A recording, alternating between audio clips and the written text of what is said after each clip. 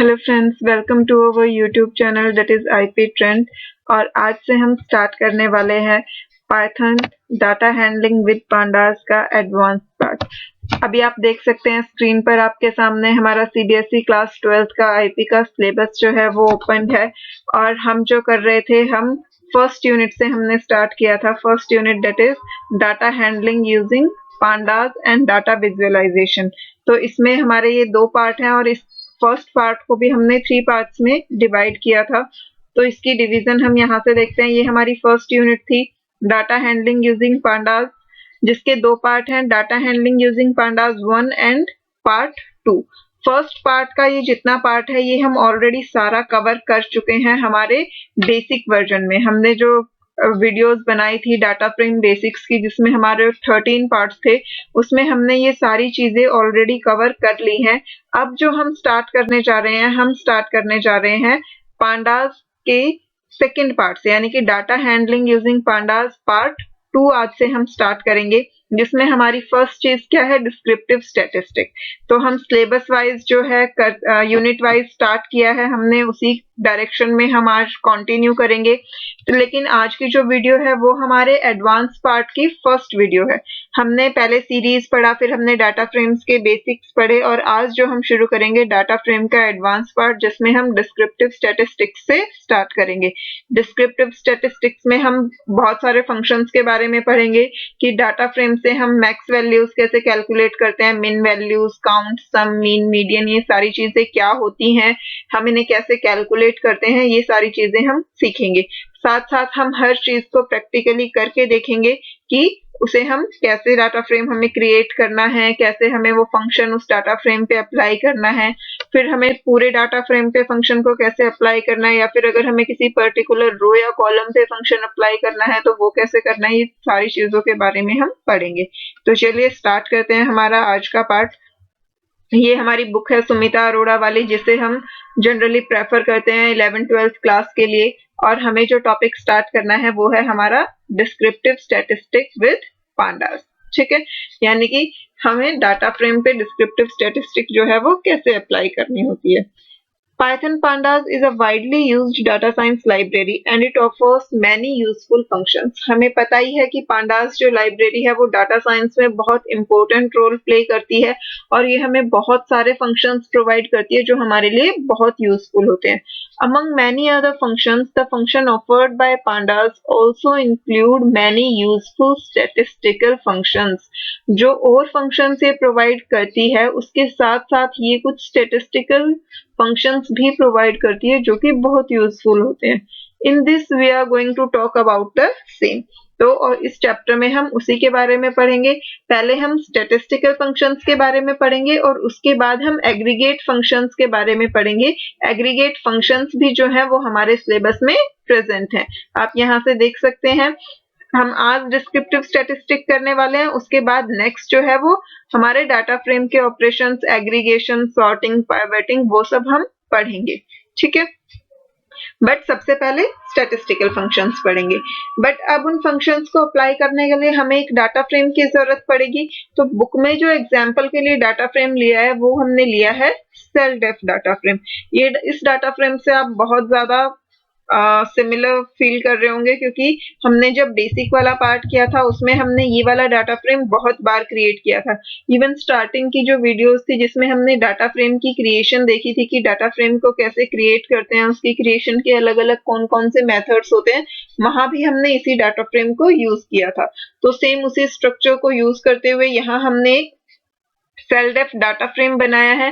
अब इस data frame को बनाने के लिए हमने 2D डिक्शनरी का यूज किया है। हमारी डिक्शनरी का नाम क्या है, डायसेल्स, यानी कि इसमें हम हमारे ईयर्स की सेल स्टोर कर रहे हैं, और ईयर्स की सेल भी जो है उसे हम क्वार्टरली स्टोर कर रहे हैं, यानी कि पहले फर्स्ट क्वार्टर की, then second quarter, then third quarter and then fourth quarter. इस तरीके से हमने 4 साल की सेल को स्टोर किया है। पहले 2016 के चारों क्वार्टर्स की सेल को स्टोर किया, फिर 2017 के चारों क्वार्टर्स की सेल को स्टोर किया, देन 2018 और 2019 के सिर्फ एक क्वार्टर की सेल को जो है हमने स्टोर किया है।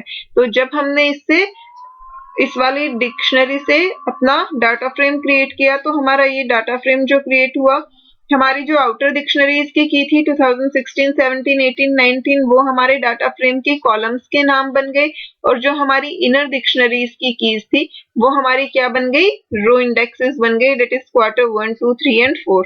क्योंकि 2019 में सिर्फ क्वार्टर 1 की डिटेल दी गई थी, तो इसलिए यहाँ पे सिर्फ क्वार्टर 1 में हमारा वैलिड वैल्यू है, और बाकी तीनों क्वार्टर्स में क्या आ गया, नैन स्टोर हो गया, क्योंकि बाकी तीनों क्वार्टर्स की वैल्यू अभी हमारे पास एट प्रेजेंट अवेलेबल नहीं है।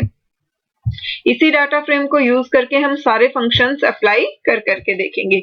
अब now let's begin with our discussion on statistical functions. जिन स्टूडेंट्स ने डाटा फ्रेम की बेसिक वीडियोस कंप्लीट देखी हैं उन्हें इस पार्ट में कोई डिफिकल्टी नहीं होगी।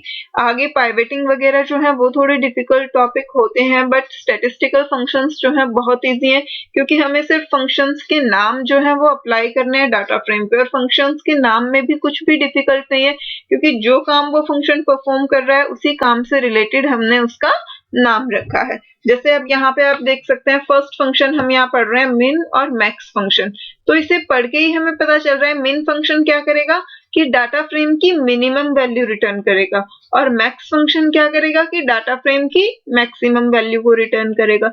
बट यहाँ पे हमारे पास इन फंक्शंस के अंदर कुछ आर्ग्यूमेंट होते हैं जिनके बारे में हमें स्टडी करना है। एक जो सबसे मोस्ट कॉमन आर्ग्यूमेंट होता है जो हम पहले से पढ़ते आए हैं वो होता है एक्सेस, यानी कि बाय डिफॉल्ट तो हमारा एक्सेस क्या होता है, 0। इसका मतलब क्या है कि हमें कॉलम वाइज डाटा मिलता है। अगर एक्सेस 0 है तो हमें हर कॉलम की मिनिमम वैल्यू मिल जाएगी, और मैक्स फंक्शन में हमें हर कॉलम की मैक्सिमम वैल्यू मिल जाएगी। लेकिन अगर हमने एक्सेस 1 दिया है तो हमारे साथ क्या होगा, हमें हर रो की मिनिमम वैल्यू या फिर हर रो की मैक्सिमम वैल्यू मिलेगी। तो एक्सेस अगर 0 है तो कॉलम वाइज हमें मिल जाता है, एक्सेस अगर 1 है तो रो वाइज मिल जाता है। ठीक है। मिन and max functions find out the minimum और maximum value respectively from a given set of data, यानी कि जो हमारे पास डाटा गिवन है उसमें से मिनिमम और मैक्सिमम वैल्यू प्रोवाइड करता है। उसका सिंटेक्स क्या होता है, सबसे पहले डाटा फ्रेम का नाम, जिस भी डाटा फ्रेम पे हमें फंक्शन अप्लाई करना है उस डाटा फ्रेम का नाम डॉट, उसके बाद हम लिखेंगे फंक्शन का नाम। हमारे फंक्शन का नाम क्या है, मिन और मैक्स। तो फिर जिस डाटा फ्रेम पे हमें अप्लाई करना है, लाइक हमने यहाँ कौन सा डाटा फ्रेम क्रिएट किया था, सेलडेफ, तो यहाँ पे हम क्या लिखेंगे, सेलडेफ डॉट मिन, और उसके साथ ये जितने भी आर्ग्यूमेंट हैं ये ऑप्शनल है। आप चाहे तो कोई आर्ग्यूमेंट प्रोवाइड मत कीजिए, सिर्फ राउंड ब्रैकेट्स लगा दीजिए, चाहे तो हम उसमें आर्ग्यूमेंट्स प्रोवाइड कर सकते हैं, axis, skip, NA and numeric only. एक और चीज, यहाँ इन फंक्शंस के अंदर और भी बहुत सारे आर्ग्यूमेंट्स अवेलेबल होते हैं, लेकिन बुक में हम सिर्फ उन्हीं के बारे में डिस्कस कर रहे हैं जो हमारे सिलेबस में है और हमारे लिए एट प्रेजेंट जरूरी है। इससे एक्स्ट्रा भी बहुत फंक्शनैलिटी होती है, अगर आप उसमें इंटरेस्टेड हैं तो आप उसे पाइथन डॉक्यूमेंटेशन से स्टडी कर सकते हैं, अदरवाइज उसकी रिक्वायरमेंट अभी एट प्रेजेंट हमें नहीं है स्कूल लेवल पे। इसके बाद मैक्स फंक्शन के लिए भी सेम सिंटैक्स होता है, डाटा फ्रेम का नाम डॉट मैक्स और उसके साथ राउंड ब्रैकेट्स, उसमें आप चाहें तो आर्ग्यूमेंट्स प्रोवाइड कर सकते हैं। अभी आर्ग्यूमेंट क्या क्या हो सकते हैं, फर्स्ट मैंने अभी आपको बताया कि एक्सेस होता है, एक्सेस की वैल्यू 0 या 1 हो सकती है। 0 अगर होगी तो हमें कॉलम वाइज डाटा मिलेगा, और अगर 1 होगी तो हमें रो वाइज डाटा मिलेगा। स्किप एनए का मतलब क्या होता है कि नल वैल्यूज को स्किप कर देना, यानी कि नल वैल्यूज को कंसीडर ही नहीं करे, वो नल वैल्यूज को स्किप कर दे। इसकी जो वैल्यू हम प्रोवाइड करते हैं वो हम ट्रू या फॉल्स देते हैं। अगर स्किप एनए हमने ट्रू किया तो वो नल वैल्यूज को क्या करेगा, स्किप कर देगा। अगर हमने स्किप एनए को फॉल्स किया तो वो नल वैल्यूज को भी कंसीडर करेगा रिजल्ट कैलकुलेट करते टाइम। सिमिलरली न्यूमेरिक ओनली की भी हम वैल्यूज जो है वो बुलियन वैल्यूज देते हैं, इधर ट्रू और फॉल्स। अगर हमने न्यूमेरिक ओनली की वैल्यू को ट्रू दिया है तो यानी कि हमारे डाटा फ्रेम के जो न्यूमेरिक कॉलम है हमें सिर्फ और सिर्फ उन न्यूमेरिक कॉलम्स के लिए ही रिजल्ट मिलेगा, और अगर हमने इसे फॉल्स कर दिया है तो हमारे जो बाकी कॉलम्स होंगे उनके लिए भी हमें रिजल्ट मिलेगा। तो यहाँ पे क्या होता है, सबसे पहले चीज की न्यूमेरिक ओनली में कंसीडर क्या क्या होता है, न्यूमेरिक में हमारा इंटीजर डाटा आता है, फ्लोट डाटा आता है और बुलियन डाटा आता है। तो अगर न्यूमेरिक ओनली ट्रू होगा तो हमारे डाटा फ्रेम के सिर्फ वो कॉलम्स जिनका डाटा टाइप या तो इंटीजर हो या फ्लोट हो या बुलियन हो उन्हीं की मिनिमम वैल्यू कैलकुलेट होगी, बट जिन कॉलम्स में डाटा टाइप स्ट्रिंग या लेबल होगा वो कॉलम्स कंसीडर नहीं होंगे। बट अगर हमने न्यूमेरिक ओनली को फॉल्स किया होगा तो सारे कॉलम्स को वो कंसीडर करेगा। सेम चीज हमारे साथ मैक्स में होती है। मैक्स फंक्शन में भी हमारे आर्ग्यूमेंट्स जो हैं सेम है, axis argument, skip NA argument और न्यूमेरिक ओनली। ठीक है, तो ये सारे तीनों आर्ग्यूमेंट्स जो है मिन और मैक्स दोनों फंक्शंस में सेम होते हैं। यहाँ नीचे आपको यही चीज एक्सप्लेन भी की हुई है। एक्सिस की वैल्यू 0 और 1 होती है, 0 इंडेक्स के लिए और कॉलम्स के लिए 1, स्किप एनए की वैल्यू भी ट्रू या फॉल्स हम दे सकते हैं, न्यूमेरिक ओनली की वैल्यू भी इधर ट्रू या फॉल्स। इसमें कौन कौन से इंक्लूड होते हैं? फ्लोट, इंट और बुलियन कॉलम्स इंक्लूड होते हैं। जब हमारे पास डाटा फ्रेम में ज्यादातर डाटा न्यूमेरिक होता है, लाइक जो हमने अभी सेल डेफ क्रिएट किया, इसमें हमारे पास सारा डाटा न्यूमेरिक था, हमारे पास कोई भी डाटा स्ट्रिंग में या लेबल में नहीं था, तो ऐसे केसेस में हमें स्किप एनए या न्यूमेरिक ओनली यूज करने की कोई जरूरत नहीं होती है। न्यूमेरिक ओनली या स्किप एनए की जरूरत हमें सिर्फ और सिर्फ तभी पड़ती है जब हमारे पास डाटा फ्रेम में ऐसे कॉलम्स अवेलेबल हों जिसका डाटा जो है वो लेबल टाइप या फिर स्ट्रिंग टाइप का होता है। यहाँ हमें एग्जाम्पल का ये स्क्रीनशॉट करके दिखाया है। अभी हमने पीछे सेल डेफ डाटा फ्रेम क्रिएट किया था, अब उस सेल डेफ पे मिन फंक्शन अप्लाई किया। अब हमने यहाँ मिन फंक्शन के अंदर कोई आर्ग्यूमेंट नहीं दिया, तो बाय डिफॉल्ट एक्सेस क्या होता है? 0, यानी कि हमें कॉलम वाइज वैल्यूज मिलेंगी। तो ये हर कॉलम की हमें मिनिमम वैल्यू जो है वो रिटर्न कर दी। हमारे पास 4 कॉलम थे, 16, 17, 18, 19, तो हर कॉलम की हमें मिनिमम वैल्यू जो है वो यहाँ से रिटर्न हो गई। सिमिलरली मैक्स फंक्शन के लिए, कि जब हमने मैक्स फंक्शन को कॉल किया तो मैक्स फंक्शन भी हमारा हर कॉलम के लिए जो है मैक्स वैल्यू रिटर्न कर देगा। अब मैक्स वैल्यू जब वो रिटर्न करेगा तो यहाँ पे भी हमने एक्सेस की कोई वैल्यू प्रोवाइड नहीं की है सेल डेफ के मैक्स फंक्शन के अंदर। तो जब एक्सेस की कोई वैल्यू प्रोवाइड नहीं की है तो एक्सेस की डिफॉल्ट वैल्यू जो होती है वो क्या हो जाती है? 0 हो जाती है। और 0 के लिए यानी कि हमें कॉलम वाइज यहाँ से डाटा मिलेगा। कॉलम वाइज का मतलब पहले 2016 के लिए हमें मैक्सिमम वैल्यू मिली, देन 2017 के लिए हमें मैक्सिमम वैल्यू मिली, 2018 के लिए, 2019 के लिए, इस तरीके से हमें हर कॉलम की मैक्सिमम वैल्यू जो है वो मिल गई। अब यहाँ अगर हम एक्सेस प्रोवाइड कर दें, एज यू नो कि हमारा जो डाटा फ्रेम था उसमें सारा डाटा न्यूमेरिक टाइप का था, तो न्यूमेरिक टाइप के केस में स्किप एनए या न्यूमेरिक ओनली को कंसीडर करने की कोई इतनी जरूरत नहीं होती है। बट एक्सेस की तो यहाँ पे जरूरत होगी, क्योंकि हमें अभी जब हमने एक्सेस नहीं दिया तो हमें कॉलम वाइज डाटा मिला। तो अगर हम एक्सेस 1 देंगे तो इस केस में हमारे पास क्या होगा कि हमें रो वाइज वैल्यूज मिलेंगी। तो जब हमने सेलडेफ.min के अंदर axis is equal to 1 provide किया, यानी कि अब हमें हर रो की मिनिमम वैल्यू जो है वो रिटर्न होगी। वही आप यहाँ देख भी सकते हैं, हमें रो वाइज जो है मिनिमम वैल्यू मिल गई। फर्स्ट रो थी हमारी Q1, तो Q1 की मिनिमम वैल्यू, देन Q2 की मिनिमम वैल्यू हमें मिली, Q3, Q4, इस तरीके से चारों क्वार्टर्स की, चारों रोज की हमें मिनिमम वैल्यू यहाँ से मिल गई। सिमिलरली जब हमने मैक्स फंक्शन के अंदर axis is equal to 1 provide किया, तो इस केस में भी हमारे साथ क्या हुआ कि इस बार जब क्योंकि एक्सेस 1 है तो हमें रो वाइज मैक्सिमम वैल्यूज मिली, यानी कि हर रो की मैक्सिमम वैल्यू जो है हमें मिली है। तो Q1 की मैक्सिमम वैल्यू क्या है, Q2 की मैक्सिमम वैल्यू, Q3 की, Q4 की, इस तरीके से चारों क्वार्टर्स की मैक्सिमम वैल्यू हमें रिटर्न हो गई। तो ये हमारा मिन और मैक्स फंक्शन था। एक बार हम साथ साथ प्रैक्टिकली करके देखते चलेंगे ताकि चीजें जो है क्लियर हो जाएं। जब हम किसी भी चीज को प्रैक्टिकली सामने कर लेते हैं तो वो चीज हमारे माइंड में ज्यादा देर तक रहती है, बट अगर हम सिर्फ थ्योरेटिकली पढ़ के उसे छोड़ देते हैं तो चीजें हम धीरे धीरे भूल जाते हैं। इसके बाद हमारा नेक्स्ट फंक्शन स्टार्ट होगा, तो नेक्स्ट फंक्शन से पहले हम क्या करेंगे, इसे करके देख लेते हैं एक बार प्रैक्टिकली। प्रैक्टिकल के लिए हम एनाकोंडा से स्पाइडर सॉफ्टवेयर यूज कर रहे हैं। अब यहाँ पे हमें सबसे पहला काम क्या करना है, सबसे पहले हमें एक डाटा फ्रेम क्रिएट करना पड़ेगा, क्योंकि जब हमारे पास डाटा फ्रेम ही नहीं होगा तो हम फंक्शंस किस पे अप्लाई करके देखेंगे। तो डाटा फ्रेम की क्रिएशन के लिए हम क्या करेंगे, सबसे पहले पांडास और नमपाई लाइब्रेरी को इंपोर्ट करेंगे। तो import pandas as pd, import numpy as np। हमने दोनों लाइब्रेरीज इंपोर्ट कर ली। अब इसके बाद हमें क्या करना है, डाटा फ्रेम क्रिएट करना है। आप चाहें तो जो बुक में दिया हुआ है सेम वही डाटा फ्रेम क्रिएट कर सकते हैं, चाहें तो खुद से कोई भी अलग डाटा फ्रेम क्रिएट कर सकते हैं। हम यहाँ पे खुद से क्रिएट कर लेते हैं। हम एक एरे क्रिएट कर लेते हैं 2 क्रॉस 2 का। np.array, एरे जो है वो हमेशा numpy लाइब्रेरी की हेल्प से क्रिएट होता है, तो यहाँ हमने np.array लिया। अब हम इसमें वैल्यूज जो है वो प्रोवाइड कर देंगे।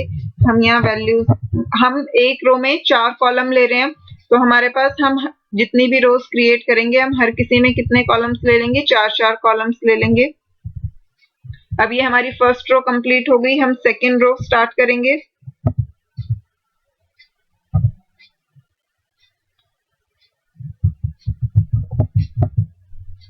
थर्ड रो हम ले लेते हैं।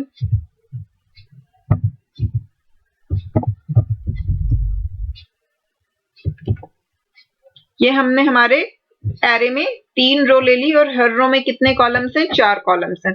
ठीक है, तो इससे हमारा एरे जो है वो क्रिएट हो गया। अब हम इस एरे की हेल्प से क्या करेंगे, डाटा फ्रेम क्रिएट करेंगे। डाटा फ्रेम का नाम हम ले लेते हैं df is equal to pd dot data frame. Data frame का डी कैपिटल एफ कैपिटल। अब हमें जिस एरे की हेल्प से डाटा फ्रेम क्रिएट करना है उसे हम यहाँ पे एज अ आर्गुमेंट प्रोवाइड कर देंगे।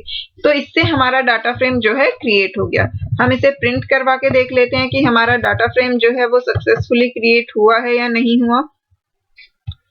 इसे रन किया और ये हमारा डाटा फ्रेम प्रिंट हो गया। बट यहाँ पे आप एक चीज नोटिस कीजिए, हमारे डाटा फ्रेम के इंडेक्सेस देखिए। हमारे कॉलम इंडेक्सेस क्या है, 0 1 2 3 और रो इंडेक्सेस क्या है, 0 1 2। ऐसा क्यों हुआ, क्योंकि पहले हमने एरे क्रिएट किया था। एरे में डिफॉल्ट इंडेक्सेस 0 से साइज -1 तक होते हैं। तो हमने जब डाटा फ्रेम क्रिएट किया तो वही हमारे डाटा फ्रेम के भी इंडेक्सेस बन गए। पर अब जब हम इस पे फंक्शन अप्लाई करेंगे तो रो और कॉलम दोनों के सेम इंडेक्सेस होंगे, तो हमें कंफ्यूजन क्रिएट होगी। तो अगर हमें इंडेक्सेस चेंज करना चाहते हैं तो हम यहाँ डाटा फ्रेम फंक्शन के अंदर एक्सप्लिसिटली जो है वो इंडेक्सेस प्रोवाइड कर देंगे। इंडेक्स इज इक्वल टू, यहाँ हम इंडेक्स में किसके इंडेक्सेस देते हैं, रो के इंडेक्सेस। तो हम तीनों रो के लिए इंडेक्स प्रोवाइड कर देंगे। फर्स्ट रो के लिए हमने ए दिया, सेकंड रो के लिए हमने दिया बी और थर्ड रो के लिए सी इंडेक्स। इसी तरीके से हम कॉलम्स के लिए भी इंडेक्सेस प्रोवाइड कर देंगे। कॉलम्स इज इक्वल टू, अब लिस्ट में हम इसके इंडेक्सेस देंगे, हम यहाँ दे देते हैं C1 C2 करके, ताकि कोई कंफ्यूजन ना रहे। ये हमारा फर्स्ट कॉलम हो गया, ये सेकंड कॉलम हो गया, इसके बाद थर्ड कॉलम के लिए C3 and then fourth column के लिए C4 हमने इंडेक्स ले लिया। अब ये हमारे डाटा फ्रेम के रो इंडेक्सेस भी हो गए, कॉलम इंडेक्सेस भी। अब हम इसे रन करके देखते हैं तो ये देखिए, अब हम यहाँ डाटा फ्रेम में क्लियरली आइडेंटिफाई कर पा रहे हैं हमारे column indexes C1 C2 C3 and C4 हैं और रो इंडेक्सेस ABC हैं। अब हम इस पे फंक्शन अप्लाई करते हैं। अब अगर मैं यहाँ df.min अप्लाई कर दूं, min फंक्शन मैंने अप्लाई किया, इसमें कोई आर्गुमेंट पास नहीं किया, तो बाय डिफॉल्ट ये क्या करेगा, हमें कॉलम वाइज जो है मिनिमम वैल्यू प्रोवाइड करेगा। तो जब हम इसे प्रिंट करवाएंगे, हम इसे रन करके देखते हैं, हमें हर कॉलम की यानी कि C1 C2 C3 C4 की मिनिमम वैल्यू मिल जाएगी। तो आप देख सकते हैं फर्स्ट कॉलम में मिनिमम वैल्यू 1 थी, सेकेंड कॉलम में मिनिमम वैल्यू 2 थी, थर्ड में 3 थी एंड फोर्थ कॉलम में मिनिमम वैल्यू 4 थी और वही हमारी यहाँ पर डिस्प्ले हुई है। ठीक है, अब अगर यही मैं इसमें axis is equal to 1 provide कर देती, जब हमने एक्सेस इज इक्वल टू 1 दिया तो हमें डाटा रो वाइज मिलेगा, यानी कि एक फर्स्ट रो की मिनिमम वैल्यू, सेकंड रो की मिनिमम वैल्यू, थर्ड रो की मिनिमम वैल्यू। तो हमें यहाँ से हम इसे रन करके देखते हैं, हमें ए बी और सी तीनों रोज की मिनिमम वैल्यू मिल जाएगी। तो ये देखिए हमारे तीनों रोज की मिनिमम वैल्यू जो है वो प्रिंट हो गई। अब हम करते हैं मैक्स फंक्शन, df.max। अब मैक्स फंक्शन भी जब हम विदाउट एनी आर्गुमेंट पास करेंगे तो मैक्स फंक्शन क्या करेगा, हमें हर कॉलम की मैक्सिमम वैल्यू जो है वो रिटर्न करेगा। तो ये देखिए हर कॉलम की हमें मैक्सिमम वैल्यू मिल गई। हम साथ साथ डाटा फ्रेम प्रिंट करवा लेते हैं ताकि डाटा फ्रेम हर बार डिस्प्ले होता रहे और हम वेरीफाई कर सकें। अब इसे रन करते हैं, ये देखिए, ये डाटा फ्रेम था। अब हर कॉलम की चेक कीजिए। फर्स्ट कॉलम में मैक्सिमम वैल्यू क्या थी? 9 थी। सेकंड कॉलम में 10, थर्ड में 11 एंड फोर्थ में 12। तो वही हमारा यहाँ पर डिस्प्ले हुआ है। हर कॉलम की जो है मैक्सिमम वैल्यू डिस्प्ले हो गई। अगर आपको दोनों के बीच में स्पेसिंग देनी है तो एक ब्लैंक प्रिंट स्टेटमेंट पास कर दीजिए ताकि आपके दोनों आउटपुट में जो है गैप आ जाए। ये देखिए, अब आप क्लियरली दोनों अलग अलग आउटपुट्स को जो है आइडेंटिफाई कर सकते हैं। अब अगर मैं यहाँ एक्सिस इज इक्वल टू 1 दे देती हूँ, एक्सिस इज इक्वल टू 1 का क्या मतलब है कि हमें रो वाइज मैक्सिमम वैल्यू मिलेगी, यानी कि फर्स्ट रो की मैक्सिमम वैल्यू, देन सेकंड की, देन थर्ड की। तो अब हम इसे रन करके देखते हैं। जब हमने इसे रन किया तो हमें हर रो से मैक्सिमम वैल्यू मिली। ए की मैक्सिमम वैल्यू क्या थी? 4 थी, तो 4 डिस्प्ले हुआ। बी की मैक्सिमम वैल्यू 8 थी। सी की मैक्सिमम वैल्यू 12 थी। तो इस केस में जो है हमारी हर रो की मैक्सिमम वैल्यू प्रिंट हो गई। अब इसमें स्किप एनए और न्यूमेरिक ओनली का कोई कॉन्सेप्ट ही नहीं है, क्योंकि यहाँ पर हमारा सारा डाटा जो है न्यूमेरिक है। अगर हमारे पास यहाँ पर किसी भी कॉलम में लेबल्स होते तो उस केस में हमें जरूरत पड़ती स्किप एनए की या न्यूमेरिक ओनली की। ठीक है, अब हम चलते हैं नेक्स्ट पार्ट पे। Since the above data frame contain mostly numeric values, the argument skip NA and numeric only won't make much of difference. तो यहाँ पर वही सेम चीज लिखी हुई है कि क्योंकि हमारे पास सारा डाटा न्यूमेरिक टाइप का है तो skip NA और numeric only से कोई डिफरेंस नहीं पड़ेगा। लाइक यहाँ पे मैक्स फंक्शन में skip NA ट्रू किया, न्यूमेरिक ओनली ट्रू किया, तब भी हमें वही सेम डाटा मिला जो कि हमें प्रीवियस केस में मिला था, जो कि हमें यहाँ से मिला था सेल डेफ के मैक्स से। ये वाला डाटा जो था वही डाटा हमें यहाँ पर मिला है। सिमिलरली अगर मिन फंक्शन के अंदर भी स्किप एनए ट्रू और न्यूमेरिक ओनली ट्रू किया तो उससे भी हमारा ये जो डाटा, ये जो हमें आउटपुट मिला ये बिल्कुल सेम है जो हमें यहाँ पर मिला था। दोनों में कोई भी चेंज नहीं है। अब नेक्स्ट जो फंक्शन है हमारे वो है मीन, मीडियन और मोड फंक्शन। इन तीनों वर्ड से आप सभी फैमिलियर होंगे क्योंकि 10th क्लास में भी हमने मीन, मीडियन, मोड जो है वो मैथ में पढ़े होते हैं। सबसे पहला फंक्शन हम पढ़ रहे हैं मोड फंक्शन। मोड फंक्शन क्या करता है? Return the mode value from a set of values. अब ये हमारे पास जो सेट है वैल्यूज का, जो हमारा डाटा है या हमारा डाटा फ्रेम है, ये उसमें से हमें क्या रिटर्न करेगा? मोड रिटर्न करेगा। अब मोड रिटर्न करेगा उससे पहले हमें ये पता होना चाहिए कि मोड होता क्या है। तो मीन, मीडियन और मोड, आई होप आप सब इससे बहुत अच्छी तरह अवेयर होंगे क्योंकि मैथ में ये बहुत ही बेसिक कॉन्सेप्ट होता है। बट स्टिल मैं एक बार आपको रिवाइज करवा देती हूँ ताकि जो स्टूडेंट्स भूल गए हैं या फिर जिन्होंने ये चीज नहीं पढ़ी है उन्हें कोई कंफ्यूजन ना रहे। मीन क्या होता है हमारा कि जब हमारे पास एक डाटा सेट गिवन है, मान लो हमारे पास 10 वैल्यूज गिवन है, एक क्लास का टेस्ट का रिजल्ट है, मान लो क्लास में 10 स्टूडेंट थे तो अब हमारे पास उस रिजल्ट में 10 वैल्यूज आ गई, 10। अब अगर हमें उसका मीन निकालना है तो हम क्या करेंगे? उन सारे स्टूडेंट्स के मार्क्स का सम करके उसे किससे डिवाइड कर देंगे? 10 से। तो इससे हमारा क्या निकल जाएगा? मीन निकल जाएगा। यानी कि मीन किस तरीके से निकालते हैं कि हमारे पास डाटा सेट में जितनी वैल्यूज हैं उन सबको ऐड करके किससे डिवाइड कर देंगे? जो टोटल नंबर है। यानी कि अगर हमारे पास 10 वैल्यूज थी तो हमने उन 10 वैल्यूज को ऐड करके 10 से डिवाइड कर दिया। अगर हमारे पास टोटल 8 वैल्यूज होती तो हम उन 8 वैल्यूज को आपस में ऐड करके 8 से डिवाइड कर देते। तो इस तरीके से मीन निकल जाता है। मीडियन क्या होता है हमारा कि जो हमारी वैल्यूज है उसकी मिडल वैल्यू क्या है। यानी कि अगर हमारे पास 0 से 50 के बीच में वैल्यूज लाई करती हैं तो हमारी मीडियन क्या हो जाएगी? 25 हो जाएगी। सिमिलरली अगर हमारी वैल्यू 0 से 70 के बीच में है तो हमारी मीडियन क्या हो जाएगी? 35 हो जाएगी। ठीक है, मिनिमम और मैक्सिमम वैल्यू को आपस में ऐड करके 2 से डिवाइड कर देते हैं तो हमें मीडियन मिल जाता है। अब इसके अलावा मोड क्या होता है? जो भी वैल्यू हमारी सबसे ज्यादा बार रिपीट हो रही होती है उसको हम कहते हैं मोड। यानी कि मान लीजिए उन 10 स्टूडेंट में से 6 स्टूडेंट्स के मार्क्स 45 आए हैं तो 45 हमारा क्या हो जाएगा? मोड हो जाएगा। यानी कि जिसकी भी फ्रीक्वेंसी सबसे ज्यादा होगी, जो उनसे भी मार्क्स सबसे ज्यादा स्टूडेंट्स ने ऑब्टेन किए होंगे, वो हमारा क्या बन जाएगा? मोड बन जाएगा। मीडियन के लिए हम मैक्सिमम में से मिनिमम वैल्यू को सब्ट्रैक्ट करते हैं और फिर उसे 2 से डिवाइड करते हैं। लाइक जब हमने 0 लिया तो 70 माइनस 0 डिवाइड बाय 2 हमारा 35 आ गया। 0 से 50 लिया तो 50 माइनस 0 डिवाइड बाय 2 25 आ गया। बट अगर हमें 10 से 50 के बीच में निकालने होते तो हम क्या करते? 10 से 50 के लिए हमारी मीडियन क्या हो जाएगी? दोनों साइड हमें 20 चाहिए, तो 40 की हमारा 40 को जब 2 से डिवाइड करोगे तो मीडियन क्या आ गई? 20, यानी कि हमारी जो मीडियन हो जाएगी वो क्या हो जाएगी? 30 हो जाएगी। 10 प्लस 20।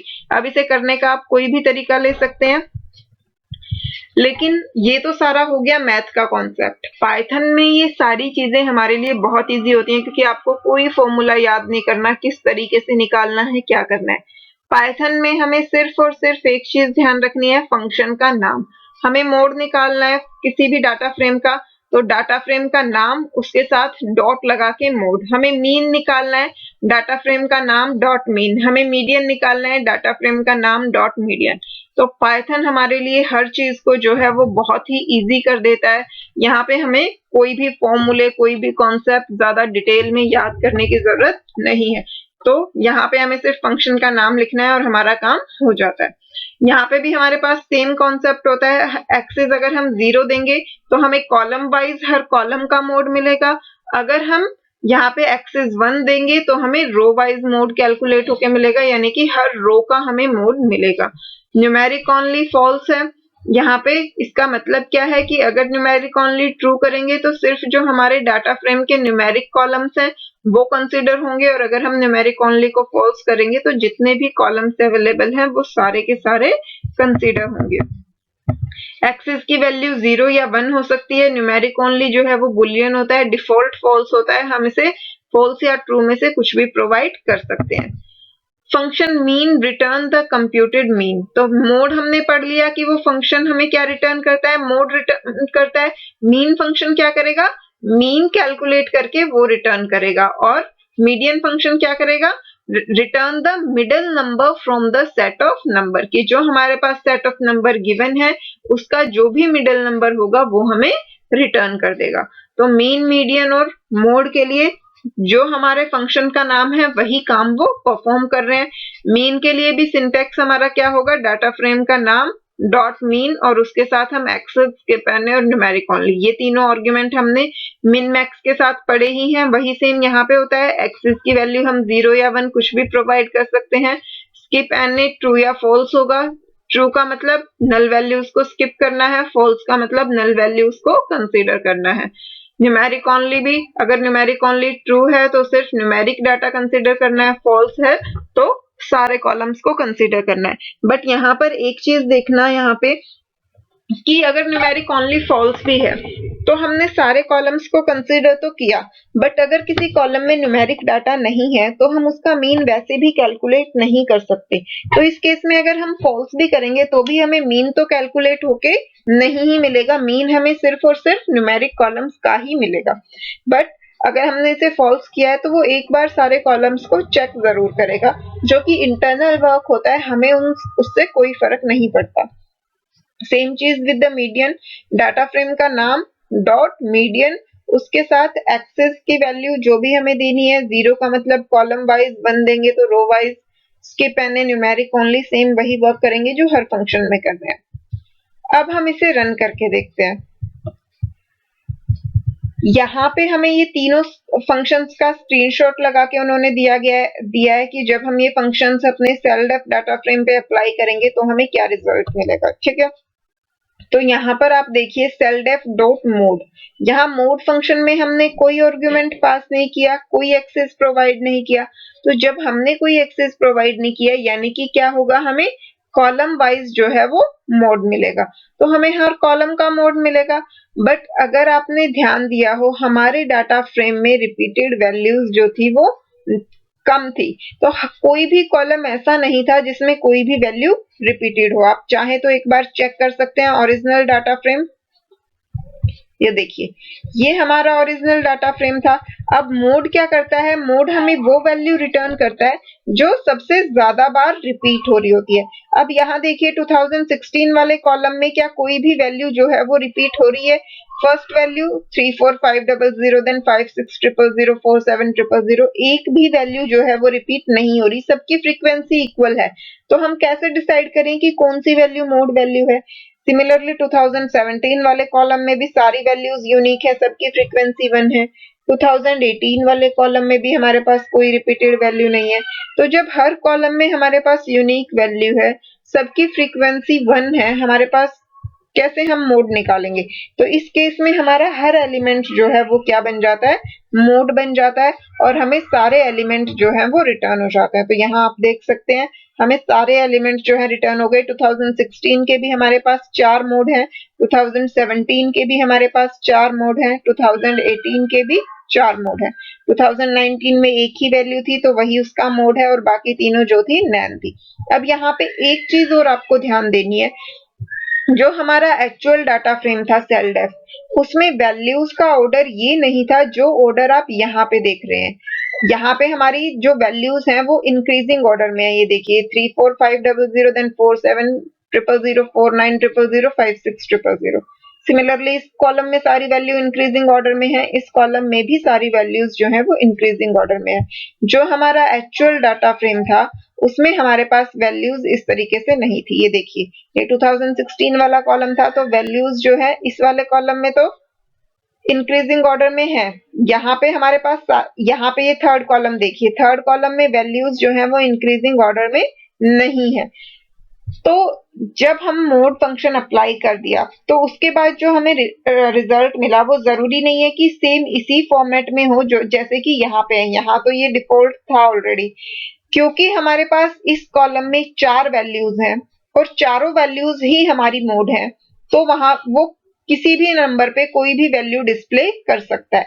ऐसा नहीं है कि फर्स्ट रो में फर्स्ट वैल्यू ही आएगी, सेकंड रो में सेकंड रो वाली वैल्यू ही आएगी। ठीक है, जब हमारे पास कोई मोड वैल्यू होगी तो वो मोड वैल्यू मिल जाएगी और बाकी सारी नैन हो जाएंगी। बट यहाँ पे हमारे पास कोई मोड वैल्यू नहीं थी, इसलिए हमें सारी वैल्यूज जो है वो रिटर्न हो गई।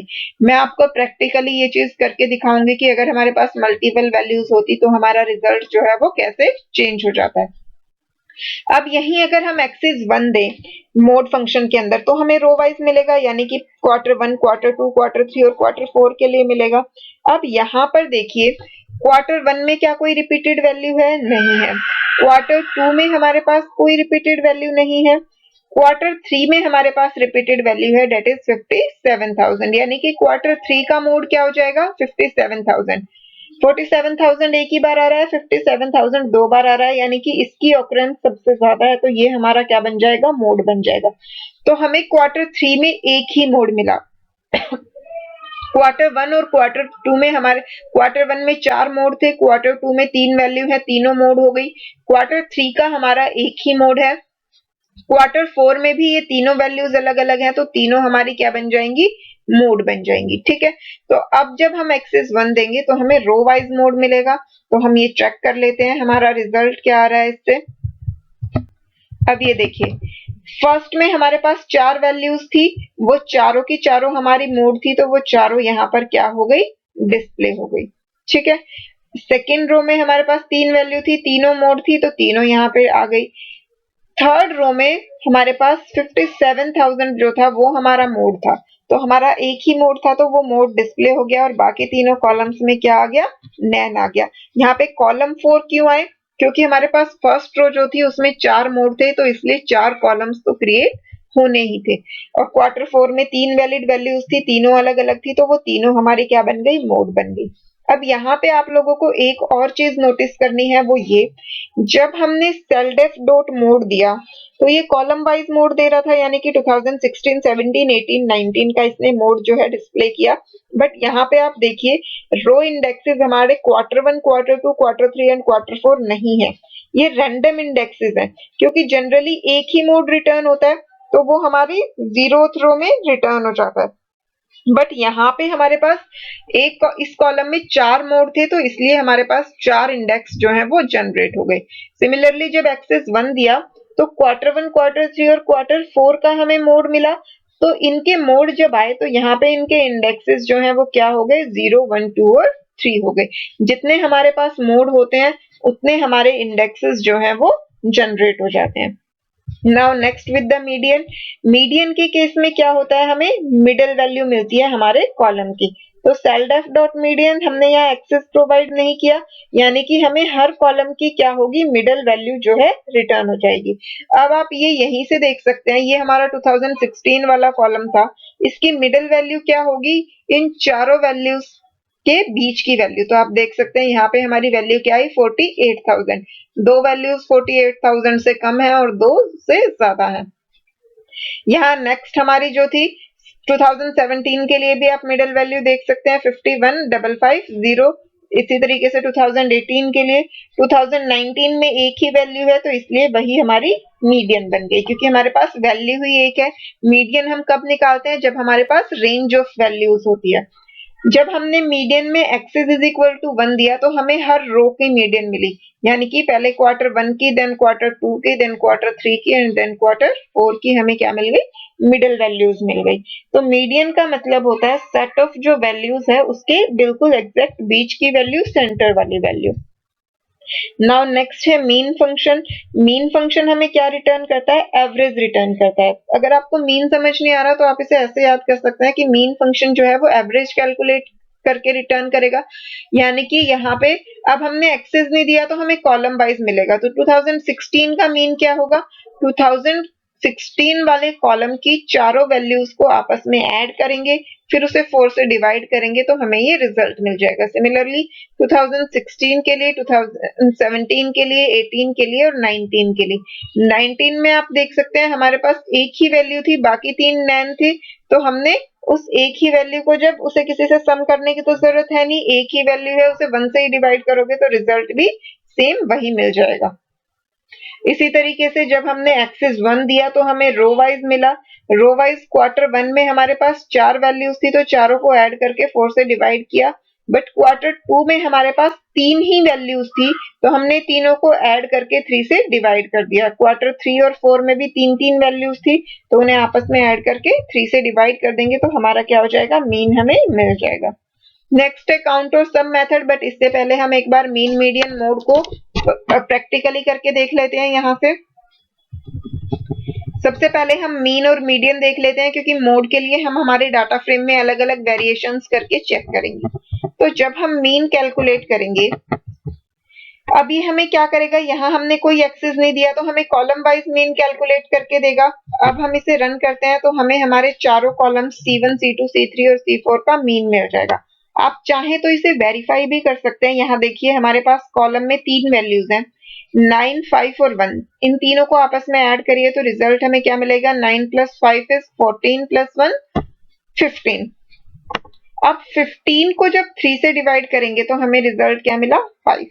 सिमिलरली C2 में हमारे पास 3 वैल्यूज हैं, 10 + 6 + 2 इज 18, और जब आप 18 को 3 से डिवाइड करोगे तो रिजल्ट क्या मिलेगा, अप्रोक्सीमेटली हमें क्या मिल गया, 6 मिल गया। ठीक है, इसी तरीके से हमारा क्या हो जाएगा C3 के लिए।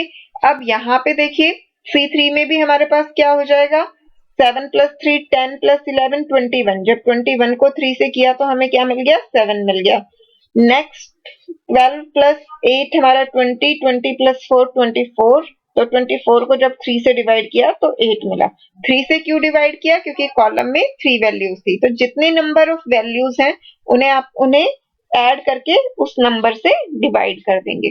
ठीक है, तो इससे हमारी एवरेज निकल जाएगी, मीन निकल जाएगा। अब यहीं अगर हम एक्सेस 1 दे देते, एक्सेस 1 जब हमने दिया तो हमें रो वाइज मिलेगा, यानी कि रो A के लिए, B के लिए, C के लिए। तो इसे जब हमने रन किया तो ये हमें हर रो का डाटा मिला। अब हमारे पास जो रो A थी उसमें हमारे पास ये 4 वैल्यूज थी, चारों का सम करेंगे तो हमें क्या मिलेगा, 4 + 3 7 + 2 9 + 1 10। ये 10 हो गया। टोटल नंबर ऑफ वैल्यूज कितनी है, 4। तो हम 10 को किससे डिवाइड करेंगे, 4 से डिवाइड करेंगे तो हमें रिजल्ट क्या मिल गया, 2.5। सिमिलरली बी में इन चारों वैल्यूज को जब ऐड करेंगे तो 5 + 6 11, 11 + 7 18, 18 + 8 इज 26। तो 26 को जब हमने 4 से डिवाइड किया तो हमें रिजल्ट क्या मिला 6.5। सिमिलरली थर्ड रो के लिए तो इस तरीके से हमारा मीन जो है वो कैलकुलेट हो जाता है। अब नेक्स्ट हम चेक करते हैं मीडियन। अब यहाँ हमने मीडियन में एक्सिस 1 दिया है, यानी कि हमें रो वाइज मीडियन कैलकुलेट होके मिलेगी। इसे हम रन करेंगे तो ये देखिए हमें रिजल्ट क्या मिला, ये मिला। अब रो वाइज जब हमारी मीडियन कैलकुलेट हुई तो फर्स्ट रो में हमारी मीडियन क्या आई 2.5। 2.5 से हमें क्या पता चल रहा है, यहाँ पे देखिए इन चारों वैल्यूज की मिडिल वैल्यू क्या थी, ऑब्वियसली 2.5 थी, क्योंकि मिनिमम वैल्यू हमारी क्या है 1 है, मैक्सिमम वैल्यू क्या है हमारी 4 है। तो 4 माइनस 1 क्या हो जाएगा 3, और 3 को जब हम 2 से डिवाइड करेंगे तो हमें क्या मिलेगा 1.5। तो हम क्या करेंगे, हमारी जो मिनिमम वैल्यू थी उसमें हम 1.5 ऐड करेंगे तो हमें क्या मिल गया 2.5। सिमिलरली इस वाली रो के लिए हमारे पास मिनिमम वैल्यू 5 है, मैक्सिमम 8 है, तो 8 में से 5 को माइनस किया तो हमें क्या मिला 3 मिला। तो जब हम 3 को किससे डिवाइड करेंगे 2 से, तो हमें रिजल्ट क्या मिला 1.5। तो हमने 1.5 को मिनिमम में ऐड कर दिया तो हमारी मीडियन क्या बन गई 6.5। अब now minimum value is 9, maximum is 12, 12 minus 9 is 3 again. 3 को 2 से डिवाइड किया 1.5 और 9 में जब 1.5 ऐड किया तो हमें क्या मिला 10.5। तो ये हमारी क्या बन गई मीडियन बन गई।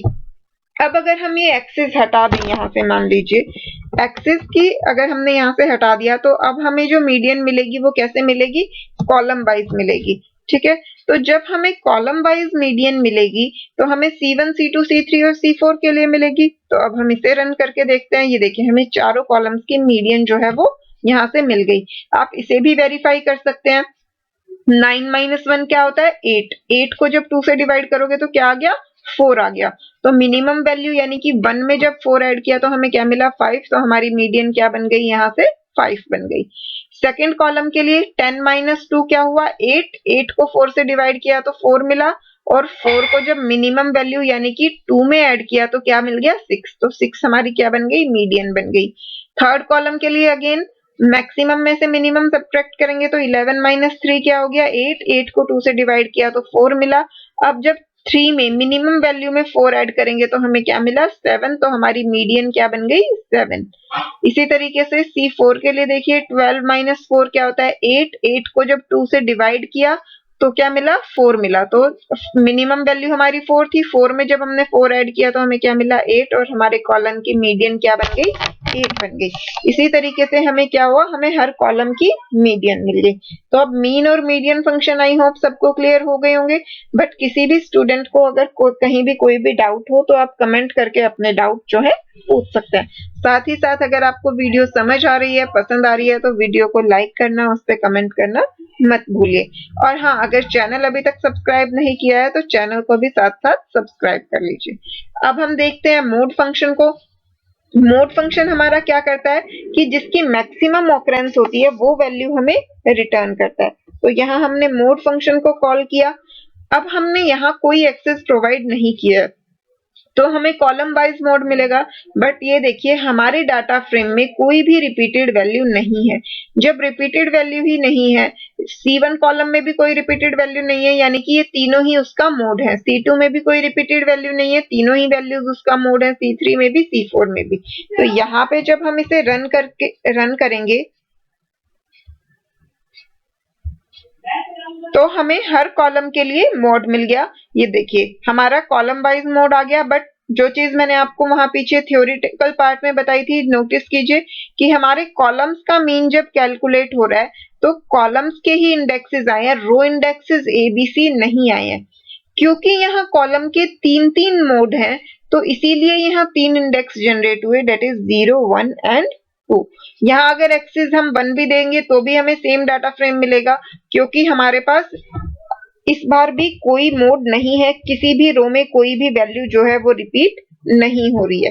तो अगर हम एक्सिस 1 देने के बाद इसे रन करें तो इस केस में भी हमें सारे मोड मिले हैं। फर्क सिर्फ क्या है कि इस बार क्योंकि हमने एक्सिस 1 दिया है तो रो वाइज मोड आना था, तो सिर्फ रो के इंडेक्सेस हमें मिले हैं, कॉलम्स की जगह इंडेक्सेस क्या आए हैं 0, 1, 2, 3। ऐसा क्यों हुआ, क्योंकि हर रो के 4 मोड जो है हमें मिले हैं। तो 4 मोड जब मिले हैं तो इसलिए 4 इंडेक्सेस जनरेट हुए 0 से लेके 3 तक। ठीक है, अब अगर हमें वेरीफाई करना है कि मोड फंक्शन एग्जैक्टली वर्क कैसे करता है तो हमें क्या करना पड़ेगा, हर रो में कुछ रिपीटेड वैल्यूज लेनी पड़ेंगी। ठीक है, अब यहाँ पे मान लीजिए हम 5 रिपीट कर देते हैं और यहाँ हम रिपीट कर देते हैं 10 को या फिर 11।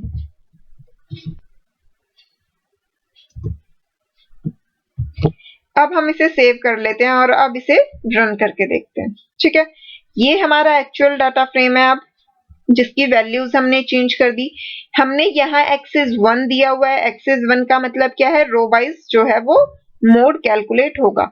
अब देखिए जो 8th रो है उसमें कौन सी वैल्यू जो है वो सबसे ज्यादा बार रिपीट हो रही है, 2, तो इसलिए ए का मोड क्या आ गया, 2। बीएथ जो रो है बी में कौन सी वैल्यू रिपीट हो रही है, 5 रिपीट हो रही है, तो बी का मोड क्या हो गया, 5। सी में कौन सी वैल्यू रिपीट हो रही है, 11 रिपीट हो रही है, तो सी का मोड क्या हो गया, 11 हो गया। अब अगर हम यहाँ से एक्सेस को हटा दें तो क्या होगा, यहाँ पर देखिए हर कॉलम में C1 में भी कोई रिपीटेड वैल्यू नहीं है, C2 में भी कोई रिपीटेड वैल्यू नहीं है, C3 में भी नहीं है और C4 में भी कोई रिपीटेड वैल्यू नहीं है। तो अगर हम इस एक्सेस इज इक्वल टू 1 को यहाँ से हटा दें, इस केस में हमें वही फिर से पुराने वाला आउटपुट मिल जाएगा, यानी कि एग्जैक्ट पूरा डाटा फ्रेम जो है वो हमें मिल गया। क्योंकि जब हमने एक्सेस नहीं दिया तो हमें कॉलम वाइज डाटा मिल रहा है, कॉलम वाइज मोड कैलकुलेट हो रहा है और किसी भी कॉलम में कोई भी रिपीटेड वैल्यू नहीं है, हर कॉलम में हर वैल्यू की फ्रीक्वेंसी जो है इक्वल है, इसलिए सारी वैल्यूज ही हमारी क्या बन गई, मोड बन गई। ठीक है, अब इसी तरीके से हम कॉलम्स की वैल्यू को रिपीट कर देते हैं। यहाँ फर्स्ट कॉलम में 1 है, 5 है, यहाँ हम कर देते हैं 5। ठीक है, इधर भी हमारा क्या हो जाएगा, 5 हो जाएगा। अब सेकंड कॉलम जो है, सेकंड कॉलम में ये 2 है, ये 6 है, यहाँ 10 है, 10 की जगह हम क्या कर देते हैं, 2 कर देते हैं। थर्ड और फोर्थ कॉलम में अभी एट प्रेजेंट हम कोई चेंज नहीं कर रहे। अब हमारे पास, इसे हम रन करके देखते हैं। ये देखिए यहाँ पे हमारे पास, पहले आप एक्चुअल डाटा फ्रेम को कंसीडर कीजिए। इस डाटा फ्रेम में जो फर्स्ट कॉलम था इसमें हमारी सबसे ज्यादा बार कौन सी वैल्यू रिपीट हो रही है, 5, यानी कि C1 का मोड क्या बन गया, 5 बन गया। तो C1 का जब मोड कैलकुलेट हुआ तो यहाँ पे एक ही इंडेक्स जनरेट हुआ क्योंकि एक ही मोड है, तो यहाँ पे वैल्यू क्या आ गई, 5 आ गई। ठीक है, फिर C2 का मोड कैलकुलेट हुआ, C2 में भी मोड क्या आ गया, 2 आ गया, क्योंकि C2 में एक वैल्यू है जिसकी फ्रीक्वेंसी सबसे ज्यादा है, वो क्या है, 2, तो यहाँ पे भी एक मोड जनरेट हमारा हो गया। जब C3 वाले कॉलम पे आए तो C3 वाले कॉलम में 3 वैल्यूज हैं, तीनों की फ्रीक्वेंसी क्या है, 1, क्योंकि तीनों ही एक एक बार आ रही हैं, तो तीनों ही हमारी मोड हो गई, तीनों की फ्रीक्वेंसी बराबर है। हम सबसे ज्यादा फ्रीक्वेंसी वाले को मोड कंसिडर करते हैं, बट जब सबकी इक्वल फ्रीक्वेंसी है तो तीनों ही मोड हो गई। तो यहाँ से हमारे C3 कॉलम में तीनों मोड आ गए, तो 3 इंडेक्स जो है वो जनरेट हुए। अब C1 और C3 में तो एक एक ही इंडेक्स था, तो बाकी दोनों प्लेसेस पे क्या आ गया, नैन आ गया। देन हम C4 कॉलम पे आए, C4 में भी तीनों यूनिक वैल्यूज थी, तो इसलिए हमारी तीनों वैल्यूज यहाँ पे जनरेट हो गई। अगर हमारे पास थर्ड और फोर्थ कॉलम में भी रिपीटेड वैल्यूज होती, मान लीजिए थर्ड कॉलम में हम वैल्यू ले लेते हैं 5 और फोर्थ कॉलम में हम वैल्यू ले लेते हैं 2। ठीक है, अब जब हम इसे रन करेंगे तो हमें आउटपुट क्या मिला, ये मिला। अब ऐसा क्यों हुआ, क्योंकि C1 में भी 5 की फ्रीक्वेंसी सबसे ज्यादा है, C2 में 2 की फ्रीक्वेंसी सबसे ज्यादा है, C3 में 5 की फ्रीक्वेंसी सबसे ज्यादा है, C4 में 2 की फ्रीक्वेंसी सबसे ज्यादा है। हर कॉलम में एक एक ही मोड है, तो इसलिए हर कॉलम से हमें इस तरीके से मोड जो है वो कैलकुलेट होके मिल गया। तो आई होप इस तरीके से मोड फंक्शन जो है वो सबको समझ आ गया होगा। फिर भी अगर किसी भी स्टूडेंट को किसी भी पॉइंट पे डाउट है तो आप अपने डाउट्स जो है वो कमेंट करके पूछ सकते हैं। ठीक है, तो अब हम इसके बाद स्टार्ट करेंगे हमारा नेक्स्ट टॉपिक। हमारा नेक्स्ट टॉपिक क्या है, सम और काउंट फंक्शंस। तो ये सम और काउंट फंक्शन नाम से ही आपको समझ आ रहे होंगे। काउंट फंक्शन क्या करेगा, टोटल नंबर्स काउंट करेगा कि कितनी वैल्यूज हैं, और सम फंक्शन क्या करेगा, जितनी वैल्यूज हैं हमें उनका सम रिटर्न कर देगा। तो सारी वैल्यूज को आपस में ऐड करके वो रिजल्ट ये हमें रिटर्न कर देगा। तो यहाँ पे सबसे पहले देखते हैं काउंट फंक्शन को। The function count counts the known NA entries for each row or column depending on the axis. ठीक है, अब काउंट फंक्शन जो है वो क्या करता है, नॉन एनए वैल्यूज को काउंट करता है, यानी कि सिर्फ जो वैलिड एंट्रीज होंगी उन्हें ही वो काउंट करेगा। अगर हमारे डाटा सेट में कोई NaN value, null value, NA value है तो वो उसे काउंट नहीं करेगा। एक्सेस 1 दिया है तो रोज के लिए काउंट करेगा, एक्सेस 0 दिया है तो कॉलम्स के लिए काउंट करेगा। अगर हमने एक्सेस कुछ भी नहीं दिया तो उस केस में भी कॉलम्स के लिए काउंट करेगा, क्योंकि डिफॉल्ट एक्सेस क्या होता है, 0 होता है। द वैल्यू नन, नैन और NaT etcetera are considered as NA in pandas, कि जितनी भी नैन और नल वैल्यूज, नन वैल्यूज होती हैं वो सब हम क्या कंसीडर करते हैं, एनए कंसीडर करते हैं पांडास में, और काउंट जो है वो उन्हें कैलकुलेट नहीं करता। काउंट मेथड का सिंटैक्स क्या होता है, सेम वही जो अभी तक सबके लिए हमने पढ़ा, डाटा फ्रेम का नाम डॉट काउंट और उसके साथ हम ब्रैकेट में एक्सेस प्रोवाइड करते हैं। डिफॉल्ट वैल्यू 0 होती है, यानी कि हर कॉलम में नंबर ऑफ वैल्यूज काउंट करके देता है, लेकिन अगर हम एक्सेस 1 दे दें तो वो हर रो में नंबर ऑफ वैल्यूज काउंट करके रिटर्न करेगा। न्यूमेरिक ओनली जो है वो डिफॉल्ट फॉल्स होता है, यानी कि वो चाहे स्ट्रिंग हो, लेबल हो, बुलियन हो, फ्लोट हो, इंटीजर हो, सारे कॉलम्स को कंसीडर करेगा। बट अगर हम यहाँ न्यूमेरिक ओनली को ट्रू कर देते हैं तो सिर्फ वो बुलियन, फ्लोट और इंट टाइप के कॉलम्स का ही डाटा जो है वो रिप्रेजेंट करेगा। क्या आपको यहाँ पे बताया भी हुआ है, 0 और 1 वैल्यू हो सकती है, डिफॉल्ट 0 होती है। सिमिलरली न्यूमेरिक ओनली के लिए डिफॉल्ट फॉल्स होती है, बट आप ट्रू या फॉल्स कोई भी प्रोवाइड कर सकते हो। Now next is sum function. Sum function में हमारे पास जो है 4 आर्ग्यूमेंट्स हैं। एक्सेस वही सेम 0 या 1, 0 कॉलम के लिए, 1 रोज के लिए। स्किप एनए, ट्रू या फॉल्स में से कोई भी वैल्यू हम इस आर्ग्यूमेंट के लिए प्रोवाइड कर सकते हैं। अगर हमने स्किप एनए की वैल्यू ट्रू की तो वो नल वैल्यूज को भी कंसीडर करेगा, सम करते टाइम उन्हें चेक करेगा। बट अगर हमने स्किप एनए को फॉल्स किया है, सॉरी, अगर हमने स्किप एनए को ट्रू किया है तो वो नल वैल्यूज को स्किप कर देगा, उन्हें कंसीडर नहीं करेगा। बट अगर हमने स्किप एनए को फॉल्स किया होगा तो वो सारी वैल्यूज को कंसीडर करेगा। अगर न्यूमेरिक ओनली ट्रू है तो सिर्फ बुलियन, इंट और फ्लोट टाइप के कॉलम्स ही कंसीडर होंगे। अगर न्यूमेरिक ओनली फॉल्स है तो वो एक बार तो सारे कॉलम्स को कंसीडर करेगा, बट ऑब्वियसली जो स्ट्रिंग या लेबल वाले कॉलम होंगे, अब स्ट्रिंग्स को तो ऐड नहीं कर सकता, उनका तो सम नहीं कर सकता, इसलिए रिजल्ट तो वो न्यूमेरिक का ही प्रेजेंट करेगा, बट एक बार चेक सारे कॉलम्स को करेगा। मिन काउंट का मतलब क्या होता है कि हमें मिनिमम वैल्यू क्या देनी है। जब हम वैल्यूज का सम काउंट कर रहे हैं तो हमें कौन कौन सी वैल्यू को कंसीडर करना है। अब न्यूमेरिक ओनली से या फिर स्किप एनए से हमने ये तो देख लिया कि नल वैल्यूज नहीं देखनी, but it may be possible कि हमारे डाटा फ्रेम में कुछ नेगेटिव में वैल्यू हो, या फिर हमें ये करना हो कि हमें सिर्फ पॉजिटिव वैल्यूज को कंसीडर करना है, या फिर अगर हमें सिर्फ 5 से बड़ी वैल्यूज कंसीडर करनी है, हमें सिर्फ 100 से बड़ी वैल्यूज कंसीडर करनी है, तो उसके लिए हमारा मिन काउंट यूज होता है। अगर हमने मिन काउंट की वैल्यू, ये डिफॉल्ट 0 है, डिफॉल्ट 0 का मतलब क्या होता है कि 0 से बड़े एलिमेंट जो है वो कंसीडर होंगे। अगर हमने यहाँ मिन काउंट 10 दे दिया तो उसका मतलब क्या है कि सिर्फ 10 से बड़े एलिमेंट्स कंसीडर होंगे, 10 से छोटे एलिमेंट्स कंसीडर नहीं होंगे। यहाँ आप देख भी सकते हैं इसे, मिन काउंट की वैल्यू जो है वो इंटीजर टाइप की कोई भी वैल्यू हो सकती है, डिफॉल्ट वैल्यू उसकी 0 है। The required number of valid values to perform the operation.